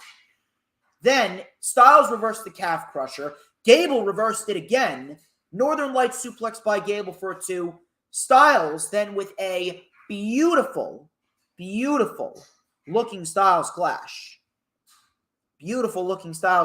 And Chad Gable gets shooshed by AJ Styles. Very, very happy to see AJ Styles back in winning ways. I would actually like to see him in the potential United States Championship title picture. And if we get Styles versus Austin Theory at WrestleMania, I think that would be a great position for Austin Theory. And it would help Austin Theory get more over as the United States champion. So I'd love to see that.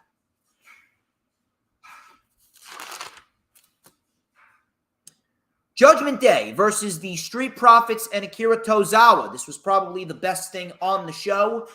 And Akira Tozawa was the highlight of the show for me. Akira Tozawa is back to being Akira Tozawa. Good. Because you know what? Akira Tozawa is a great professional wrestler. He's probably one of the most consistent workers in the WWE. He was putting on bangers on 205 Live. He was legitimately the Japanese 205 Live version of Sheamus. Banger after banger after banger after banger after banger. And then they fucking called him up to Monday Night Raw and made him a fucking ninja. So we got rid of the ninja outfit. Now he's back to being a professional wrestler. And he mixed it up with the Judgment Day alongside the Street Profits. This was actually a very fun tag team match. Easily, for me at least, the best thing on the show. Let's continue to put Tozawa in there and let's have him wrestle more because Akira Tozawa is a very good professional wrestler. So Tozawa and Balor mixed it up a little bit. Hurricane Rana by Tozawa. Coming back from commercial, we had Montez Ford lighting up Priest. Ford with a running blockbuster. Ford kicked Dominic right in the face. Priest launched Ford over the top. Ford just beat the count. Dominic then came in and took it to Ford. Ford fought back, made the tag to Dawkins. Dawkins with a leaping back elbow, stinger splash, and a silencer for a 2 count. Dominic broke up the pin. Balor with the Eye of the Hurricane. Tag to Akira Tozawa and a tag to Dominic. Tozawa brought it. Tozawa with a missile drop kick. Ford then took out Balor. Priest and Dawkins got into it. South of Heaven on Ford. Tozawa then took out Priest. Big suicide dive on Dominic. DDT to Balor. DDT to Dominic. Rhea then motioned to Priest to get him. And then we had Priest delivering the Razor's Edge from the apron into the ring. Dominic covered Tozawa for the win. Judgment Day gets the win, as they should. Very fun tag team match. And Tozawa, give me more Akira Tozawa wrestling on TV. Please. Johnny Gargano and Dexter Lumis. They had a segment on Raw where they were using the money that they won from The Miz to buy extra merchandise and give it away for the WWE Universe. They got t-shirt shooters and shot t-shirts into the crowd. All of a sudden, The Miz came up from behind them in a hoodie, and he tried to steal the money back. Adam Pearce then stopped him, told him to give Gargano the money back. Miz was told by Gargano to give Dexter Lumis his money back. Miz then took the mic and said that it's his money. Pearce told the Miz to give Dexter the money. Miz wanted a rematch. So Gargano, being the witty son of a bitch that he is, he kept on calling the Miz Mike. Obviously, Miz was not too happy about that. Gargano then pitched a rematch next week, made it a ladder match, a double or nothing money ladder match. Gargano then told Miz to ask Maurice for an extension on his allowance, and now you must help us hand out all of these presents and merchandise gifts dressed as an elf. If it was as bad as it sounded, that's because it was. It sucked. Why is this feud still continuing? Why is this feud still continuing? This shit should have ended several weeks ago. See, here's what kind of pisses me off. You elected to have Dexter Lumis and Johnny Gargano fumble around selling merchandise to the crowd. Meanwhile, you could have had Dexter Lumis start stalking Seth Rollins and Becky Lynch and their kid. You could have built up a Seth Rollins and Johnny Gargano match for WrestleMania through Dexter Lumis, but instead you choose to have him hang around the fucking Miz and still have him pass around merchandise as if this is, what, this is a fucking holiday promotional episode? Come on. Fucking stupid. Stupid. It's like Braun Strowman on social media. Stupid. Shit should have ended several weeks ago. If this shit does not end next week and that's it, I swear to God, I'm going to be fucking pissed. Again, WWE and AEW's content is like night and day for the month of December. Candice LeRae. She took on Io Sky. Decent little match here. Io was in firm control early on. Candice tried to fight back. Tornado DDT for a 2. Springboard dropkick by Io, sending Candice to the apron. Io then was caught with a nasty-looking Poison Rana on the floor for a 2. Io with a palm strike and a bridging German suplex for a 2. Candice and Io were up on the middle rope. Io pushed Candice off the top. She hit the beautiful moonsault, and Io gets the win. 1, 2, 3. Decent little match. Nowhere near as good as their NXT match. Nowhere near as good as their NXT match. But I mean, holy fuck. Let me tell you something. I appreciate that Damage Control is starting to get legitimate wins right now, but I mean, come on. It's too little too late. I'm sorry. It is too little too late for Damage Control. Really. Elias was in the ring with a picture of Riddle and bongos. He hosted a Matt Riddle tribute concert because Solo Sikoa took him out last week. He says that WWE stands for Walk with Elias. He brought out a piece of paper that had lyrics on them. Riddle wrote Elias a song, and the paper was wrapped up like a joint. Elias sang his song to Riddle, which was actually pretty decent, I'm not going to lie. I think it was probably one of Elias's better songs. He's a very talented musician, I got to say that. He then said it's time for a solo, and Solo Sikoa came out with Sami Zayn. Solo Sikoa, who right now is one of the best things about Monday Night Raw. Solo Sikoa was with Elias. The crowd was chanting Sammy Uso. Solo was in firm control. Elias came in with a wrecking ball dropkick. Coming back from commercial, Solo with a Samoan drop on Elias for a 2. Solo went for a diving headbutt, but he missed. We had a splash in the corner. Nice spine buster by Elias and a leaping knee. Rude awakening for a 2. Elias was then caught with a super kick and a spinning Solo. And Solo beats Elias. Decent little match right here. Solo, right now, I'm loving Solo's booking.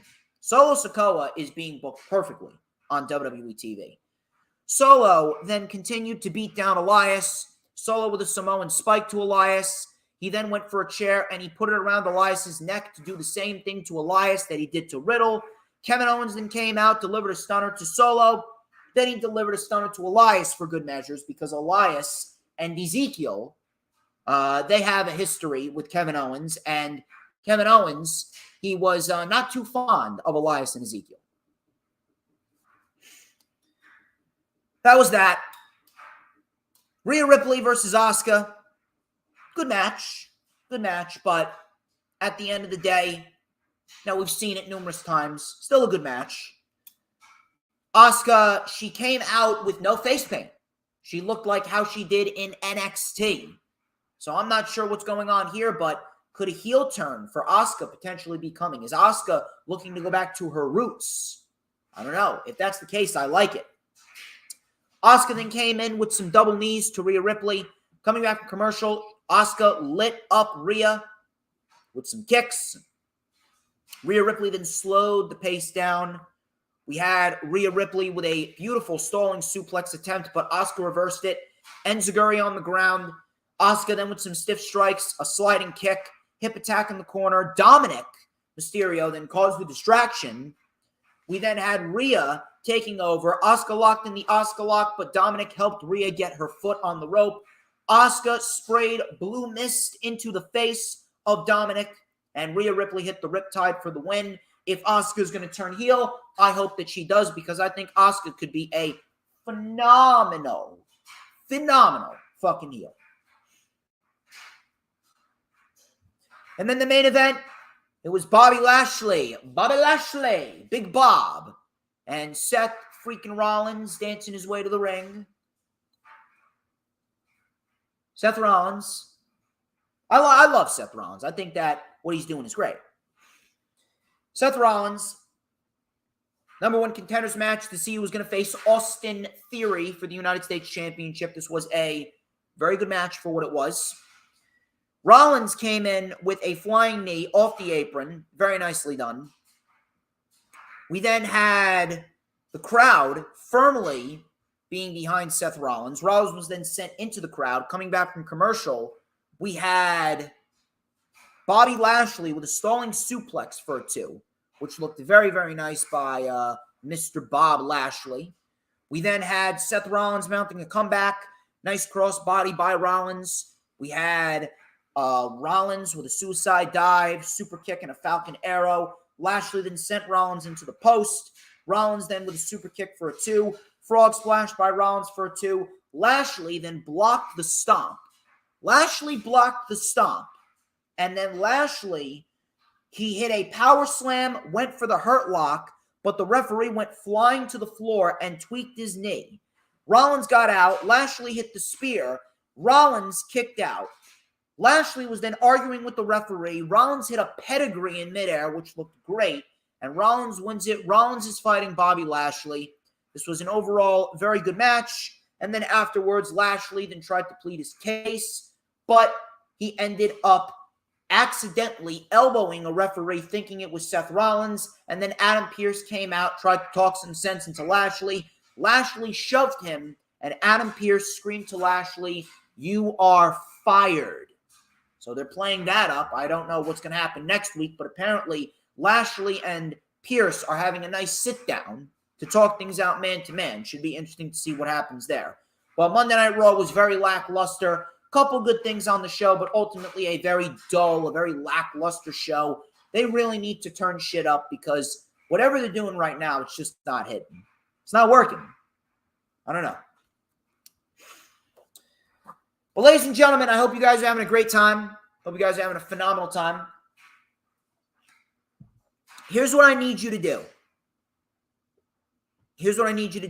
I need you, if you haven't already done so, go over to the Hardcore Sports channel, and I need you to like the Hardcore Sports stream. The Hardcore Sports LFU, we're live over there. We only have 10 likes. We have 10 likes over there, 12 likes over here. Here's what I'm going to need y'all to do. Go over to the Hardcore Sports channel and like the stream over there. Then come back here and like the stream on my channel as well. I want you guys to like it on both ends, both the Hardcore Sports channel and my channel. So if you guys can do that for me, I would greatly appreciate it, because we're actually going to talk about what was a great wrestling show with AEW Dynamite. Winter is coming, so saddle in. Dynamite Winter is coming. Excellent, excellent show. May have been the best Winter is Coming that they've done. This was awesome. The Elite versus the Death Triangle. Match number 4 of the AEW World Trios Championship Best of 7 series. This was a great match. Great match as per usual. These two teams never have a bad match. It is physically impossible. We had the Elite in early control. Huge dives onto the Death Triangle. Nick looked like he actually tweaked his knee, and that was the story. That was the main story of the match. Nick tweaked his knee. He actually stepped down, and he was taken to the back. So Death Triangle was in control. Kenny took over, hit the You Can't Escape moonsault for a 2. Snapdragon by Omega. Omega then with a tope attempt, but Pac cut him off. Pac with an over-the-top rope cutter, which looked great. All of a sudden, Nick Jackson walked back to the ring, running on pure adrenaline. Nick tagged in. Nick ran wild for a little bit, running on pure emotion with cutters, but Penta used the hammer, and Penta hit Nick in the injured ankle. Nick Jackson was locked in an inverted knee bar. Omega was kept at bay, and Nick Jackson tapped out. Yes, the Elite. Nick Jackson tapped out, and the Elite are down 3-1. And we are now going into whoever wins with the Death Triangle. If the Death Triangle win, they win the series. So the Elite need to go all the way. 3 wins in a row, all the way to the Forum, all the way to that ladder match. And yes, it's an Escalera de la Muerte if it goes to a 7th match. The 6th match, if there's a 6th match, it's going to be a Falls Count Anywhere match. But next week's match, it was made no DQ because Omega took the mic and he pitched that next week, let's make it all weapons legal. Let's make it no DQ. And you know what? I like it. I like it. I like that they're doing no DQ, and I think that this is a brilliant move. This is a brilliant move. It is going to make the series more interesting. And in the end, if we're going to get no DQ, we're going to get Falls Count Anywhere, and we're going to get Escalera de la Muerte for the trios titles, I mean, holy shit. Holy shit. This could end up being one of the best produced series that AEW has ever done. Whether it be from a tournament perspective, from a best of 7 series, from a feud perspective, this is going to be fucking great. I cannot wait to see how this pans out. It is going to be fucking amazing. I cannot wait. This was a great match to kick off Dynamite, and it really set the tone for the rest of the show. MJF, he cut a great promo before his world title match on the show against Ricky Starks. He mocked Ricky Starks' promo from last week. He said, we're going to find out what happens when pressure is applied to the pebble. Will he turn into the diamond that the fans expect him to be, or will he turn to dust? MJF is a great promo. I cannot praise MJF enough. MJF is absolutely fucking legendary. The Acclaimed had a promo on Dynamite. They were doing their normal rap shtick with Billy Gunn, Daddy Ass. All of a sudden, Satnam Singh, Sanjay Dutt, Jeff Jarrett, and Jay Lethal attacked them and Daddy Ass. Bowens got sent into the timekeeper's table. Caster was swarmed. Jeff Jarrett took the guitar, hit Max Caster right in the fucking head. He took that shit like a champ, did Max Caster. Jarrett then said, yo, Acclaim, do we have your attention now? Hey, you little bitch. Why don't you scissor this, slap nuts? And he just threw the title down on them. Pretty simple and straightforward. Now, I understand that some people are going to complain about this. And look, if I was to point out a down point in the show, this would definitely be a down point in the show. But I don't really mind Jeff Jarrett and Jay Lethal fighting the Acclaimed for the tag team titles as much as other people do. And I'll explain why. Could this have been done better? Yes, absolutely. Could there be other teams that they could be putting up against the Acclaimed? Yes, I understand that. But at the end of the day, when I see this, all I see is an interim program. All I see is nothing more than an interim program for the Acclaimed to use to get through another title defense. Because, look, Jay Lethal and Jeff Jarrett are not winning the fucking tag team titles. They're not winning the fucking tag team titles at all. All this is to me, this is nothing more than an interim program because they know that Jay Lethal and Jeff Jarrett, they can take a loss, no problem. And the Acclaimed are ultimately going to go over, and they're going to move on to what I believe will be the Gun Club. I honestly do believe that they're going to fight the Gun Club at Revolution. The story writes itself. The story writes itself considering that the Gun Club, they're fighting the team that took their father away from them. So I don't really understand all of the complaints about Jeff Jarrett and Jay Lethal attacking the Acclaimed. Should be a fine match, but at the end of the day, it's nothing more than an interim program. I don't see this as a program in which the Acclaimed are going to lose the titles. I don't see this as a program that's going to extend for the next 3-4 months. This is merely a program that's going to last until Beach Break, the latest Beach Break. I don't see this program going long whatsoever. This is nothing but an interim program. And you know what? I don't mind it too much. Could it be better? Absolutely. It's not the worst thing in the world. But if I was to pick a down point of the show, I would probably pick this as a down point of the show. But again, I do not mind this match and this program like other people do because I know that this is only a temporary program for the Acclaimed to win and have another successful title defense underneath their belt. Simple.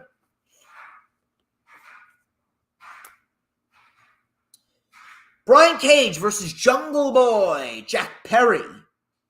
This was a very good match. And I'm liking what they're doing with Brian Cage. Brian Cage is in a very nice position on AEW TV. Ring of Honor World 6-man tag team champion. And he's been a part of some great fucking matches with Wardlow and Ricky Starks and now Jungle Boy. I'm liking the use of Brian Cage on AEW TV. He's doing good for himself. So good for Brian Cage. Jungle Boy used his quickness against Brian Cage with a nice diving Hurricane Rana off the top rope. Cage then with a stiff kick and a deadlift, deadlift superplex. I almost said German suplex. Deadlift superplex off of the apron to Jungle Boy. Jungle Boy then with a stiff forearm barrage. Jungle Boy tried to mount a comeback. He reversed the powerbomb into a DDT. We had a huge release German suplex by Cage. Then we had a beautiful roll-up by Jungle Boy. We had a discus lariat by Cage, turning Jungle Boy inside out. Cage went for the F5, but Jungle Boy hit a Canadian Destroyer, and Brian Cage kicked out. Brian Cage then accidentally hit Prince Nana, and Jack Perry rolled up Cage to get the 1, 2, 3. Jack Perry gets a big win. We had a great match, and Perry is gaining a lot of momentum. So Jack Perry said, hey, I beat Luchasaurus and Brian Cage, and now I'm going to beat the biggest bitch of them all. Big Bill, get your ass out here. All of a sudden, Stokely Hathaway came out. Lee Moriarty did too. Big Bill came out, and it was a 2-on-1 assault. We had a big choke slam by Big Bill. All of a sudden, Hook came out. And when Hook comes out, you do not want to fuck with Hook. Hook came out to save Perry. Hook then extended the hand, and Hook is now aligned with Jungle Boy Jack Perry, and it looks like that's a tag team match that they are going to have. It's going to be Lee Moriarty and Big Bill versus Hook and Jungle Boy, which I don't mind whatsoever. I think that's a very nice interim program for Jungle Boy until he's ready to fight MJF. I like it. I very much like it. House of Black. My God, do the House of Black look fucking good. House of Black came out with the red lights, ominous feel, and they just absolutely destroyed these fucking people. So Julia Hart sprayed black mist in the face of Camarado. The House of Black, this was great. So Buddy Matthews and Brody King, they attacked Aaron Solo and Cole Carter on the outside. The crowd was chanting House of Black, and Black just sat in the corner and watched QT Marshall. QT Marshall then went walking up to Black, and Malachi Black delivered a Sin Eater to win 1, 2, 3. And the House of Black they're back on the right track. More of these weeks. I want to see the House of Black destroying people on a consistent basis. Now, reportedly, they might go into a program with Eddie Kingston, which I would very much like. I think that would produce some great matches. Kingston and Black, Ortiz, and Buddy Matthews. I got no issue with that. I think that would be some really solid programs. I want to see more of that shit. I'll tell you what was a crazy fucking moment. Chris Jericho, he took on Action Andretti. Now, I do have some news on Jericho and why this took place. Now, apparently, this was not a snap decision. This was actually planned months in advance because Chris Jericho saw one of Action Andretti's matches and he thought that Action Andretti, he looked great. He looked great, and he wanted to put over Action Andretti. He wanted to make Action Andretti into a superstar, and holy shit, was Action Andretti's career made. And you know what? Action Andretti's actually a pretty decent wrestler. So Jericho slapped him twice. Jericho then shut down Andretti's flurry of offense. Jericho then chopped Andretti.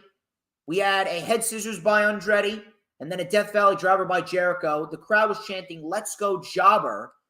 Chris Jericho then hit a code breaker, but Andretti kicked out of the code breaker. So Jericho didn't know what to make of it. All of a sudden, crowd was lively for Andretti. Andretti then with some chops. Jericho hit the ropes. Andretti with a springboard enziguri and an Arabian moonsault onto Jericho. Jericho with the walls of Jericho attempt, but Andretti rolled up Jericho for a 2. Andretti then with a drop kick, and then he hit a running shooting star press, and that was enough to get the win. He beat Jericho clean. It reminded me of Scott Hall, Razor Ramon, and the 1, 2, 3 Kid. I don't think we've seen something like this ever in AEW. This was completely out of the blue. It caught everyone off guard. The one thing I will say is this.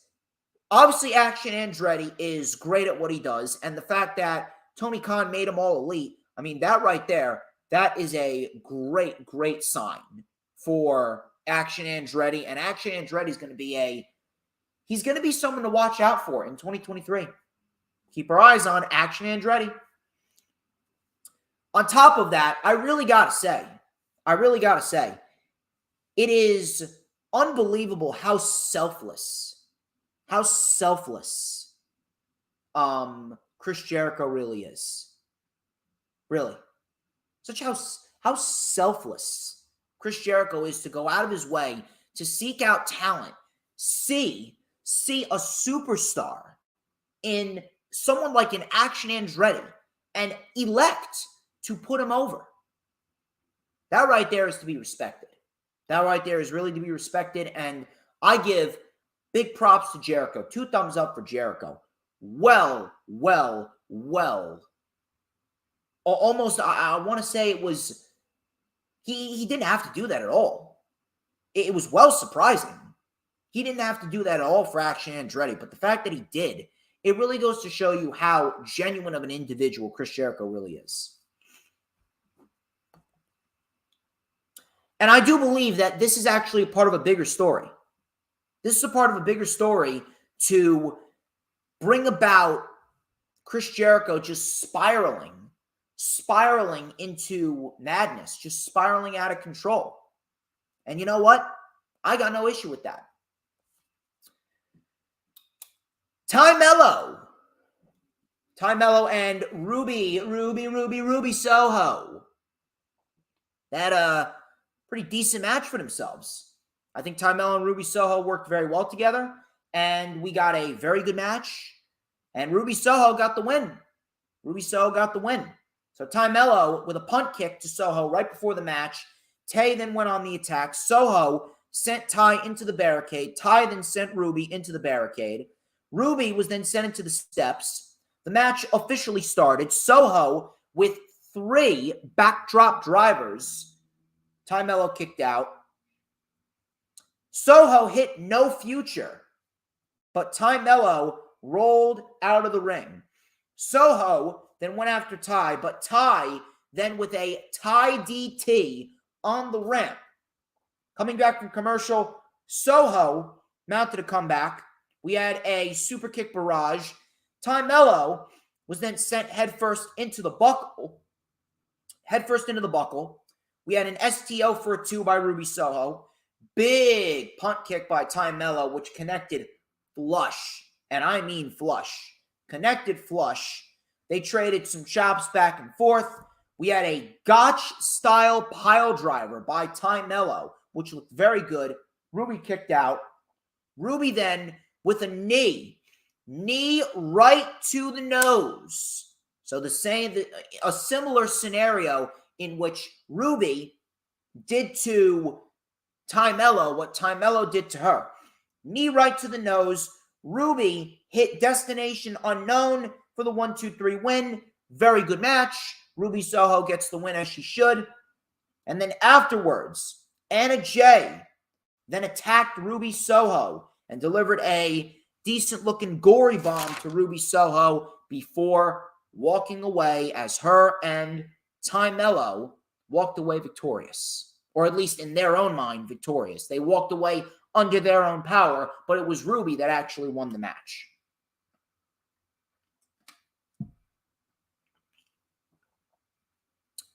Jon Moxley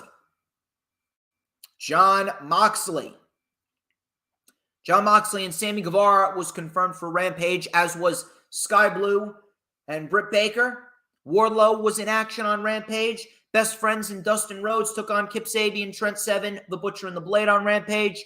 And then next week, we got FTR versus The Guns. Jamie Hayter versus Hikaru Shida in an AEW Women's title match. The Elite and the Death Triangle, match 5 of the best of 7 series. And then in the main event of Dynamite Winners Coming, we got MJF versus Absolute Ricky Starks.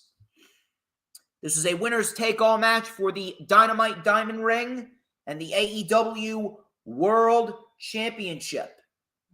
And this was a very good main event. Very good main event from these two. And Ricky Starks was definitely elevated from this performance, and this is only going to make Ricky Starks better in the long run. And again, if I'm booking this, Ricky Starks is the man to win the Face of the Revolution ladder match, and he is the man to take the TNT title from Samoa Joe. That's where I'm going. But this match was very good. Very, very solid stuff right here in the main event. We had Starks being very over, as expected, because it is his official adopted home of Texas. It's adopted home. We had Starks being super over. He was actually out wrestling MJF in the early stages of this match. We had cradle for cradle. MJF then slowed the pace down. Coming back from commercial, MJF was in control. Starks then mounted a comeback with a leaping lariat, tornado flatliner, and then a sit-out Liger bomb for a 2. We had a diving stomp to the arm by MJF, roll-up by Starks and MJF, back and forth. MJF caught Starks in a power bomb right onto his knee, which looked great. That got a 2. We got a little bit of a hockey fight. We had a punt kick by Starks, rolling elbow by MJF, spear by Starks, but he could not get the cover early on because of the injured arm. Cover by Starks, MJF kicked out, right into the salt of the earth. MJF then tried to grab Ricky's right leg as Ricky reached for the ropes, but Ricky got his left leg on the rope. Roll up by Starks for a 2. We had a super kick by Starks. MJF then hid behind the ref. He shoved the ref out of the way, hit Starks with a low blow, and then a roll up by MJF for the 1-2-3 victory. MJF, as expected, as he should, retains both the Dynamite Diamond Ring and Triple B, the big Burberry belt. He was walking up the ramp, but all of a sudden, Bryan Danielson came out and chased MJF into the crowd. And if this is the preview for the potential MJF and Bryan Danielson match that we're going to get at Revolution, man, you can sign me the fuck up. I'm going to love that shit. I'm going to love that shit for sure. But Dynamite was a great show. Excellent show. And coming out of Full Gear, Tony Khan has really got himself a nice, solid string of shows. I'm very much liking what they're doing. And I'm telling you, it is a great thing to see everything slowly starting to come together. Really. It's slowly starting to come together. The production of the show was great. It flowed very nicely. And Tony Khan has seemed to have gotten everything back on track. Look at the shows that we've gotten ever since Full Gear. With Full Gear and Final Battle, The Winter is Coming, and Dynamite last week. Even Rampage is starting to feel great again. And I like that. I like that a lot. SmackDown. SmackDown was also a very good show, I gotta say. SmackDown, they seemed focused. They seemed determined. And SmackDown, we felt a little bit like NXT Black and Gold did SmackDown. But before we get into SmackDown, we are surpassing 2 hours. It's past 10 o'clock here on the East Coast. I thank you guys for sticking with me. You guys have been great all fucking stream, and we have been rocking and fucking rolling. We got 2 more shows to go over, and then we're going to get on out of here. So, SmackDown, like I said, very good show. We started off with Liv Morgan and Tegan Nox versus Damage Control. This was for the WWE Women's Tag Team Championships.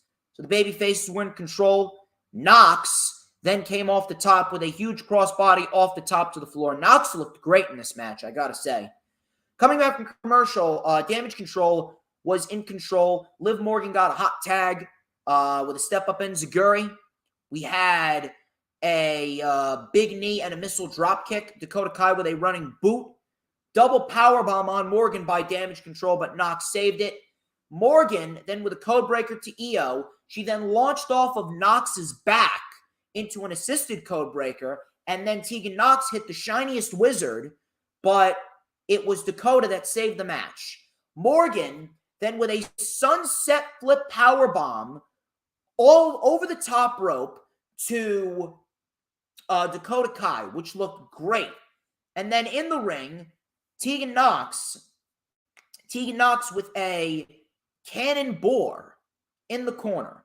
Bayley then got involved. Bayley was sent to the timekeeper's area. All of a sudden, Nox was kicked in the head by a masked person who was then later revealed to be Xia Li, which I really don't know why. I mean, I guess they're trying something with Xia Li, but I really don't know why that they would have fucking Tegan Nox as the woman that Xia Li's targeting. But I digress there. In the ring, Sky hit a beautiful moonsault, and Damage Control retains the tag team titles in a very good match. The women's tag team titles don't mean jack shit, but I mean when you put Damage Control, when you put Liv Morgan, Tegan Nox, Dakota Kai, and Io Sky in the ring together, there's no way that it's going to be a bad match. Let's be honest here. And this was not a bad match. It was a very good match. Sami Zayn and the Usos, they had a promo in the back. Sami was dressed up all nice. He cleans up very nice, touched up his beard. He put his hair in a ponytail, and he was getting ready for a big announcement. But when he went away, Jimmy then said, you know, I don't know with Roman, but could they potentially be, Could the tribal chief potentially be setting up Roman for disappointment? So when he said that, I was like, ooh, interesting. I actually had it in mind. I thought that they were going to kick him out. I thought that we were going to get the turn. So LA Knight was then up next on the show. LA Knight was shown last week. He was tied up in a chair backstage by Uncle Howdy. So LA Knight came down to the ring, and in typical LA Knight fashion, he goes, "Let me talk to you." I love when LA Knight cuts promo. He goes, "I got business to deal with. I've been blindsided, abducted, and tied up." He goes, "Bray, I will give you credit where credit's due. Your return was one of the most talked about moments ever. Yet all you've done is dress like a circus freak. You said a bunch of gobbledygook that never gets to the point, and you attack me. So you know what? You always attack me and you say, 'Oh, it wasn't me, my brother.' I know it was you. And I want you to come down here so I can stomp you out." So the lights go out. Wyatt then comes out and he starts mocking LA Knight's catchphrase. He starts going, "Yeah, yeah, yeah." I'm guessing that was a little tribute to Brody Lee. Rest in peace to the late, great Brody Lee, who is coming up on the 2-year anniversary of his passing. So he goes, "Chicago, how I've missed you. But you, brother, I'm sick of you, and I'm sick of this game. I know you don't believe me, and I understand why, but you're barking up the wrong tree, my man. I'm going to give you one last chance to deliver your message because we both know how this story ends." So all of a sudden, Knight attacked Wyatt. All of a sudden, Uncle Howdy appeared on screen saying, "What have you done? What have you done?" LA Knight then watched as Uncle Howdy walked out onto the ramp. And all he did was he laughed. He laughed and smiled, and Wyatt didn't know what to make of it. Now, if Uncle Howdy is in the flesh and Bray Wyatt told the truth that Uncle Howdy is not him, it's got to be Bo Dallas. It's got to be Bo Dallas. If you're going to have Uncle Howdy live in the flesh as an on-screen character, then you're going to have to reveal him. If Uncle Howdy's going to be an on-screen character, reveal him as Bo Dallas. Reveal him as Bo Dallas, and let's get the true development of the Wyatt 6 going. Let's get the true development of the Wyatt 6 going. Ricochet and the Ring General Gunther Intercontinental Championship match. Holy fuck, was this an excellent fucking match. If you want to go and watch SmackDown for one thing, it should be this. Because this was great. Gunther, he and Ricochet absolutely tore the fucking house down. You could have easily placed this on any pay-per-view throughout the year. So Gunther hit a back suplex on Ricochet on the apron, and then he hit a chop to Ricochet. Coming back from commercial, Gunther with a Boston Crab on Ricochet, but Ricochet got out. Backbreaker for a 2. Boston Crab again. Ricochet got to the ropes. We had a sleeper hold on Ricochet, but Ricochet was able to get out. He mounted a comeback, but Gunther shut him down with a running drop kick. Ricochet with a Hurricane Rana over the top rope. Drop kick off the apron. Super kick. And a springboard moonsault to the floor. Coming back from commercial, Ricochet with a Fosby flop. Back in the ring. Gunther with a German suplex off the second rope, but Ricochet landed on his feet. Ricochet with a V-trigger. Gunther with a big boot and a lariat for a 2. We had Gunther going for a diving splash, but Ricochet got the feet up into Gunther's face. Ricochet, unbelievable right here. Ricochet with a beautiful fucking spinning brainbuster. Beautiful spinning brainbuster for a 2. Ricochet with no wasted motion.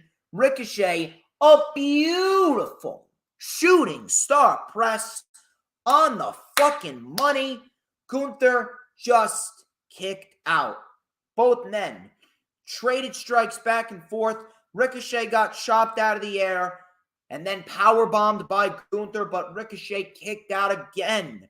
Gunther then said, all right, fuck this, I've had enough. And he delivers the last symphony. And Gunther retains in an excellent match, easily the best Ricochet has looked in years. And Gunther, let me tell you something. What Gunther is doing with the Intercontinental title is a special, special thing. And I am very, very happy that Gunther is on this run with the Intercontinental title. It is a great thing to see. It really is. Gunther right now is the best Intercontinental Champion that we've had since The Miz last had it when he was feuding with Dolph Ziggler back in 2016. You remember that feud? That was a great feud. Miz was a great Intercontinental Champion at that time. Now The Miz sucks. And now Gunther has taken the reins as the best Intercontinental Champion to date. So praise Gunther. Afterwards, Imperium came out to attack Ricochet before Braun Strowman came out to help, and he raised up Ricochet's hand. Adam Pearce was summoned into Roman Reigns' locker room, and he did Roman Reigns, a tag team match. It is Roman Reigns and Sami Zayn versus Kevin Owens and a partner of Owens' choosing on SmackDown December 30th. I like it. I like it a lot. That right there could very well be the show in which Sami Zayn, he could end up fucking up. He could end up fucking up. You never know. Legado del Fantasma versus the Viking Raiders versus Hit Row. This was a #1 contenders match to see who was going to fight the Usos next week for the tag team titles. This was going fine up until the last 2 minutes. The last 2 minutes was a complete fucking botch fest. So, Legado del Fantasma was using their quickness early on. We had double planches onto the other two teams on the floor. Coming back from commercial, Top Dollar ran wild for a little bit before the Viking Raiders took him down. Sidewalk slam on Cruz. Double team move by Top Dollar. Joaquin Wilde broke it up. Cruz then with a springboard drop kick on Top Dollar. We had a Phoenix Splash, beautiful Phoenix Splash by Cruz del Toro for a 2. We had a float over DDT by Adonis, German suplex by Eric. Everyone started getting their shit in. This is where things just completely went south. Top Dollar tried to dive over the top rope. He botched it to the highest extent. He got caught. He got his feet caught on the top rope, and he didn't even hit anyone. He hit himself on the apron. I'm surprised he was still walking after that. All of a sudden, the ladies then got involved. Zelina Vega with a moonsault taking out Valhalla. It almost didn't even land. It's like these ladies were out of position.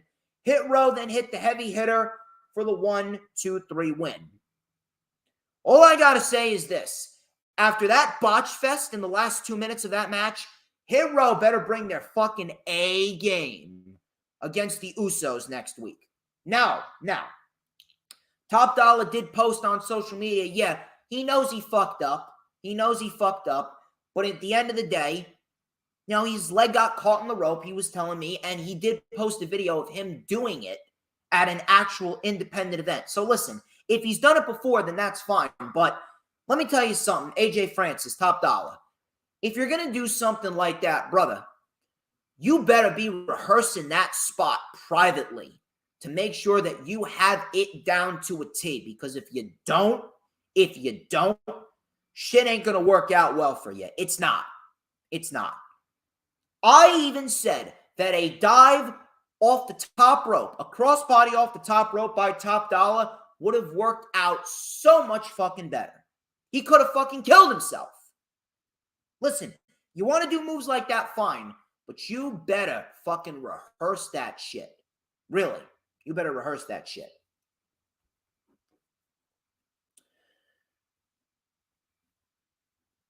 Next week, Hit Row and the Usos. Next week is a big SmackDown. Hit Row and the Usos. Imperium versus Ricochet and Braun Strowman. Miracle on 34th Street fight. Women's gauntlet match to see who is going to take on Ronda Rousey. Main segment was Roman Reigns and the Bloodline. They came out for a special segment. Roman goes, Chicago acknowledged me. He talked about dominating War Games, and he said, We dominated War Games, and he embraced everyone. He then said, tonight is the night. Tonight was going to be a good night for you, and he pointed to Sami Zayn, but we got problems. We got a KO problem. So Sami goes, he won't stop stalking me. And Roman goes, in 2 weeks, we'll have a tag team match against KO. And we going to smash him, and we ain't never going to see KO again. Sami talked about KO being his once only friend. All of a sudden, and Didi's going to mark out for this, John Cena came up on the screen, and he said he received a text message from KO asking to be his tag team partner on December 30th, and John Cena accepted. Big shit going down, people. Big shit going down, and I cannot wait for it. I think it's going to be great. I think that the last 2 SmackDowns of the year are really going to be good. That was SmackDown. Very good show. And now, finally, we have made it to Rampage. Rampage was also a very good show. Rampage has really, really become a solid show over the course of the last couple weeks. And I'm very, very happy to see that Rampage is back on the right track. Rampage started off this week with Jon Moxley and Sammy Guevara in a great fucking match. And listen, look, you can hate on Sammy Guevara all you want for whatever fucking reason, but holy shit, is the guy a great professional wrestler. I mean, fuck. He is great. So Sammy Guevara was in control early on with a V-trigger to the face. Moxley then with a superplex. Moxley then with some chops. Sammy then with a corkscrew dropkick. Both men were on the top rope. Sammy then with a diving stomp to Moxley on the apron. Coming back from commercial, Sammy was in control. Sammy bit Moxley in the ear, and Moxley was bleeding from the ear. He then delivered a diving cutter to Moxley for a 2, which looked beautiful. Moxley got out. Moxley then with the walls of Jericho. He was locked in the walls of Jericho, was Jon Moxley. Moxley was able to get out. Moxley then with a curb stomp to Sammy. Sammy sold the shit out of it. Sammy, like the fucking maniac he is, placed Moxley on the timekeeper's table and delivered a swanton bomb from the top rope all the way to the timekeeper's table, which looked fucking insane. Moxley went through the table, as did Sammy. We had some big stomps by Moxley in the ring and a stuffed pile driver by Sammy, or on Sammy rather. Sammy kicked out. Bulldog choke, but Guevara got out. Big lariat by Moxley. Guevara, out of nowhere, then delivered a Death Rider. He delivered a Death Rider on Jon Moxley. Great. Guevara, swanton bomb off the top. All of a sudden, Moxley kicked out. Both men then were on the top rope again. Guevara with a Spanish fly. Moxley rolled through into the Bulldog choke, and Sammy Guevara ended up passing out. Afterwards, Moxley took the mic and called out Adam Page. Adam Page did indeed come out, and he brawled with Moxley. And he accidentally buckshotted a security guard as Moxley was taken into the crowd. I'm actually liking the build of Moxley and Page, in which Page is not cleared, and Moxley's daring Page to step up. I like that shit. So, hot start to Rampage, exactly what we needed. I'll tell you what else was great, and I'll tell you something that we do need more of. FTR cut a promo. And FTR is a very good promo. Cash Wheeler and Dax Harwood, they seem like really genuine promos, and this came off very well. So, FTR was in the ring, and they talked about their losses last week. He said that Dax even broke his ass bone, and it was true. It was true because Dax showed it. They bleeped it out, but Dax indeed showed the crowd that, hey, I broke my fucking ass bone. They said that they feel like they let everyone down because you guys have always been there to lift us up. And we owe you eternally for that. The crowd was chanting, "You deserve it. And you damn right they fucking deserve it after all the work that they put in this year. So Cash then called out a couple of little kids with daddy issues, Austin and Colton. He goes, if our legacy is going to be killed, it sure as hell ain't going to be by a couple of dumbass boys. So Dax then told the story of after his match with the Briscoes alongside Cash, he was approached by his baby girl. And she goes, Daddy, those people really like you. And Dax goes, yeah, they do, honey. And his little girl goes, why? So Dax then started thinking to himself, I start thinking to myself, why the people like me? And it's because back in the day, when I liked all of my favorites growing up, they made me feel. And that is why I am here. And I wanted to make everybody feel. I wanted to make these people feel just like my heroes made me feel, but the guns ruined it. We are going to whoop your ass. Top guys out. More promos by FTR, please. More promos by FTR. FTR is a very good promo. I actually do believe that. More promos like that. Very nice change of pace for the show. And it honestly is going to help the people really. It's just going to make FTR more popular. Really. It's going to make FTR more popular. So more of these promos, please. Britt Baker took on Sky Blue. Really nothing much to this match. I will say this. Britt Baker won clean, which I'm happy about. Nice to see Baker win clean. And then the heels attacked Sky Blue before Sheeta came out and she took out Rebel and Britt and stood face to face with Jamie Hayter. Wardlow versus Exodus Prime. Wardlow dominated this match. There was no doubt in my mind that Wardlow was going to win. Exodus Prime. I got to shout out Exodus Prime because Exodus Prime sold the ever-living shit out of these power bombs. He was flopping all over the place. I was loving the way that Exodus Prime was selling. So Wardlow then took the mic afterwards and he goes, I've waited too damn long. Bring your ass out here, Joe, so I could whoop it all over Dallas. Joe then came up on the screen with his 2 titles in his hand, with his Hawaiian shirt on. He was going, Wardlow, Wardlow, how dare you dictate what the king should do? And he's speaking in the menacing tone that Samoa Joe speaks in.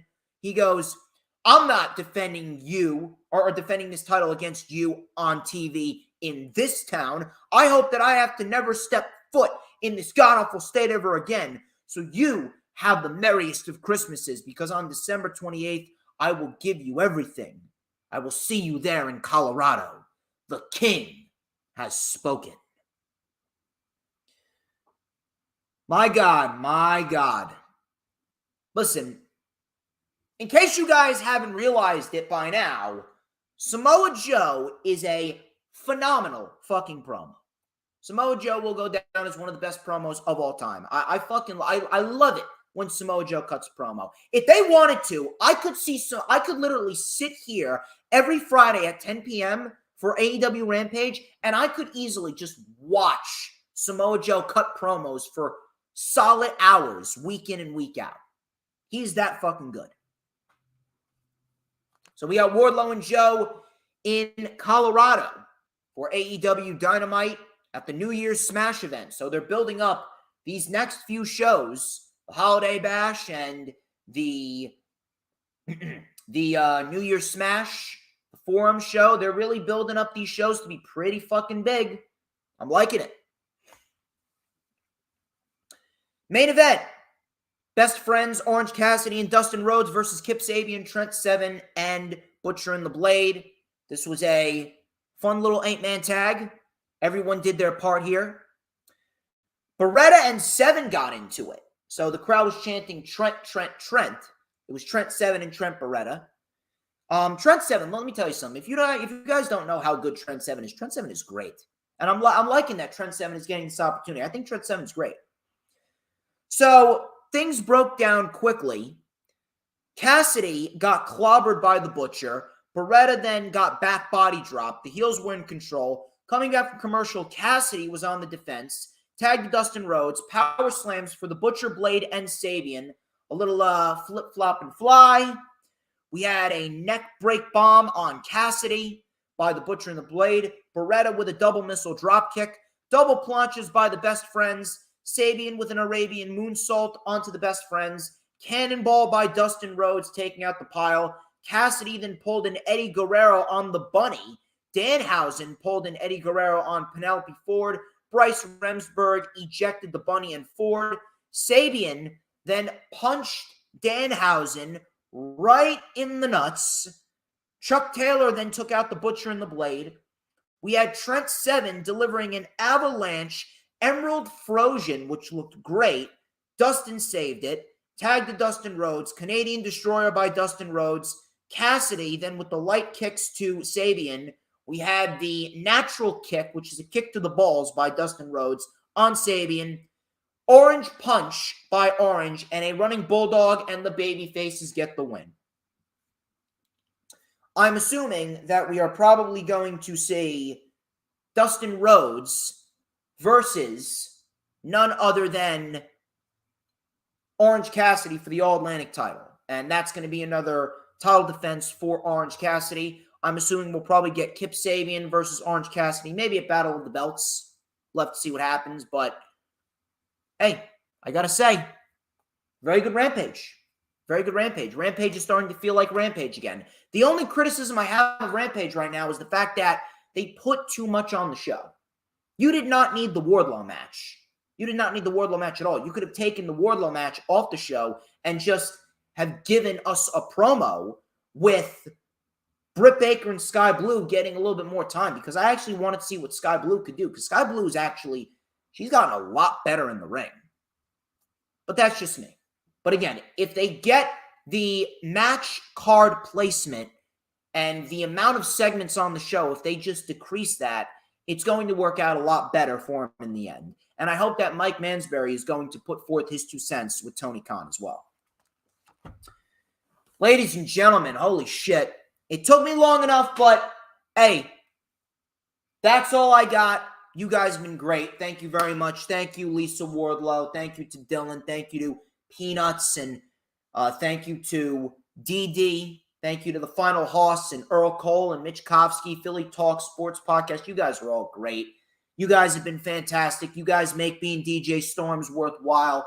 Do not forget to like, comment, subscribe. Check out all the links in the description. Keep an eye out. I might do a special Thursday night LFU next week, but I will be doing a New Year's Eve version of the Lightning Flash update just to get that last bit of content out of the year for you guys. It's going to be good.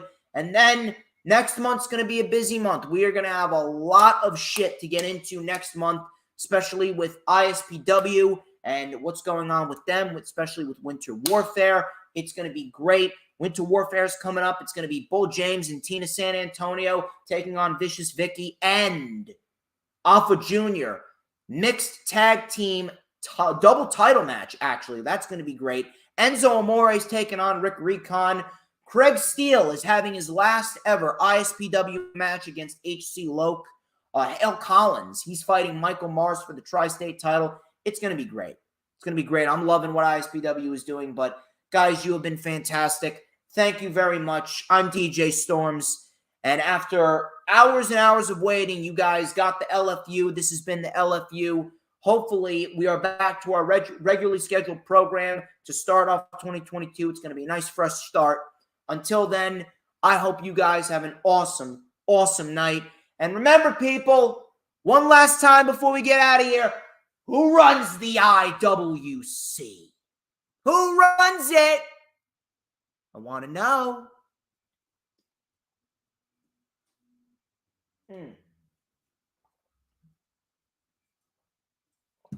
I'll tell ya who runs it. Who?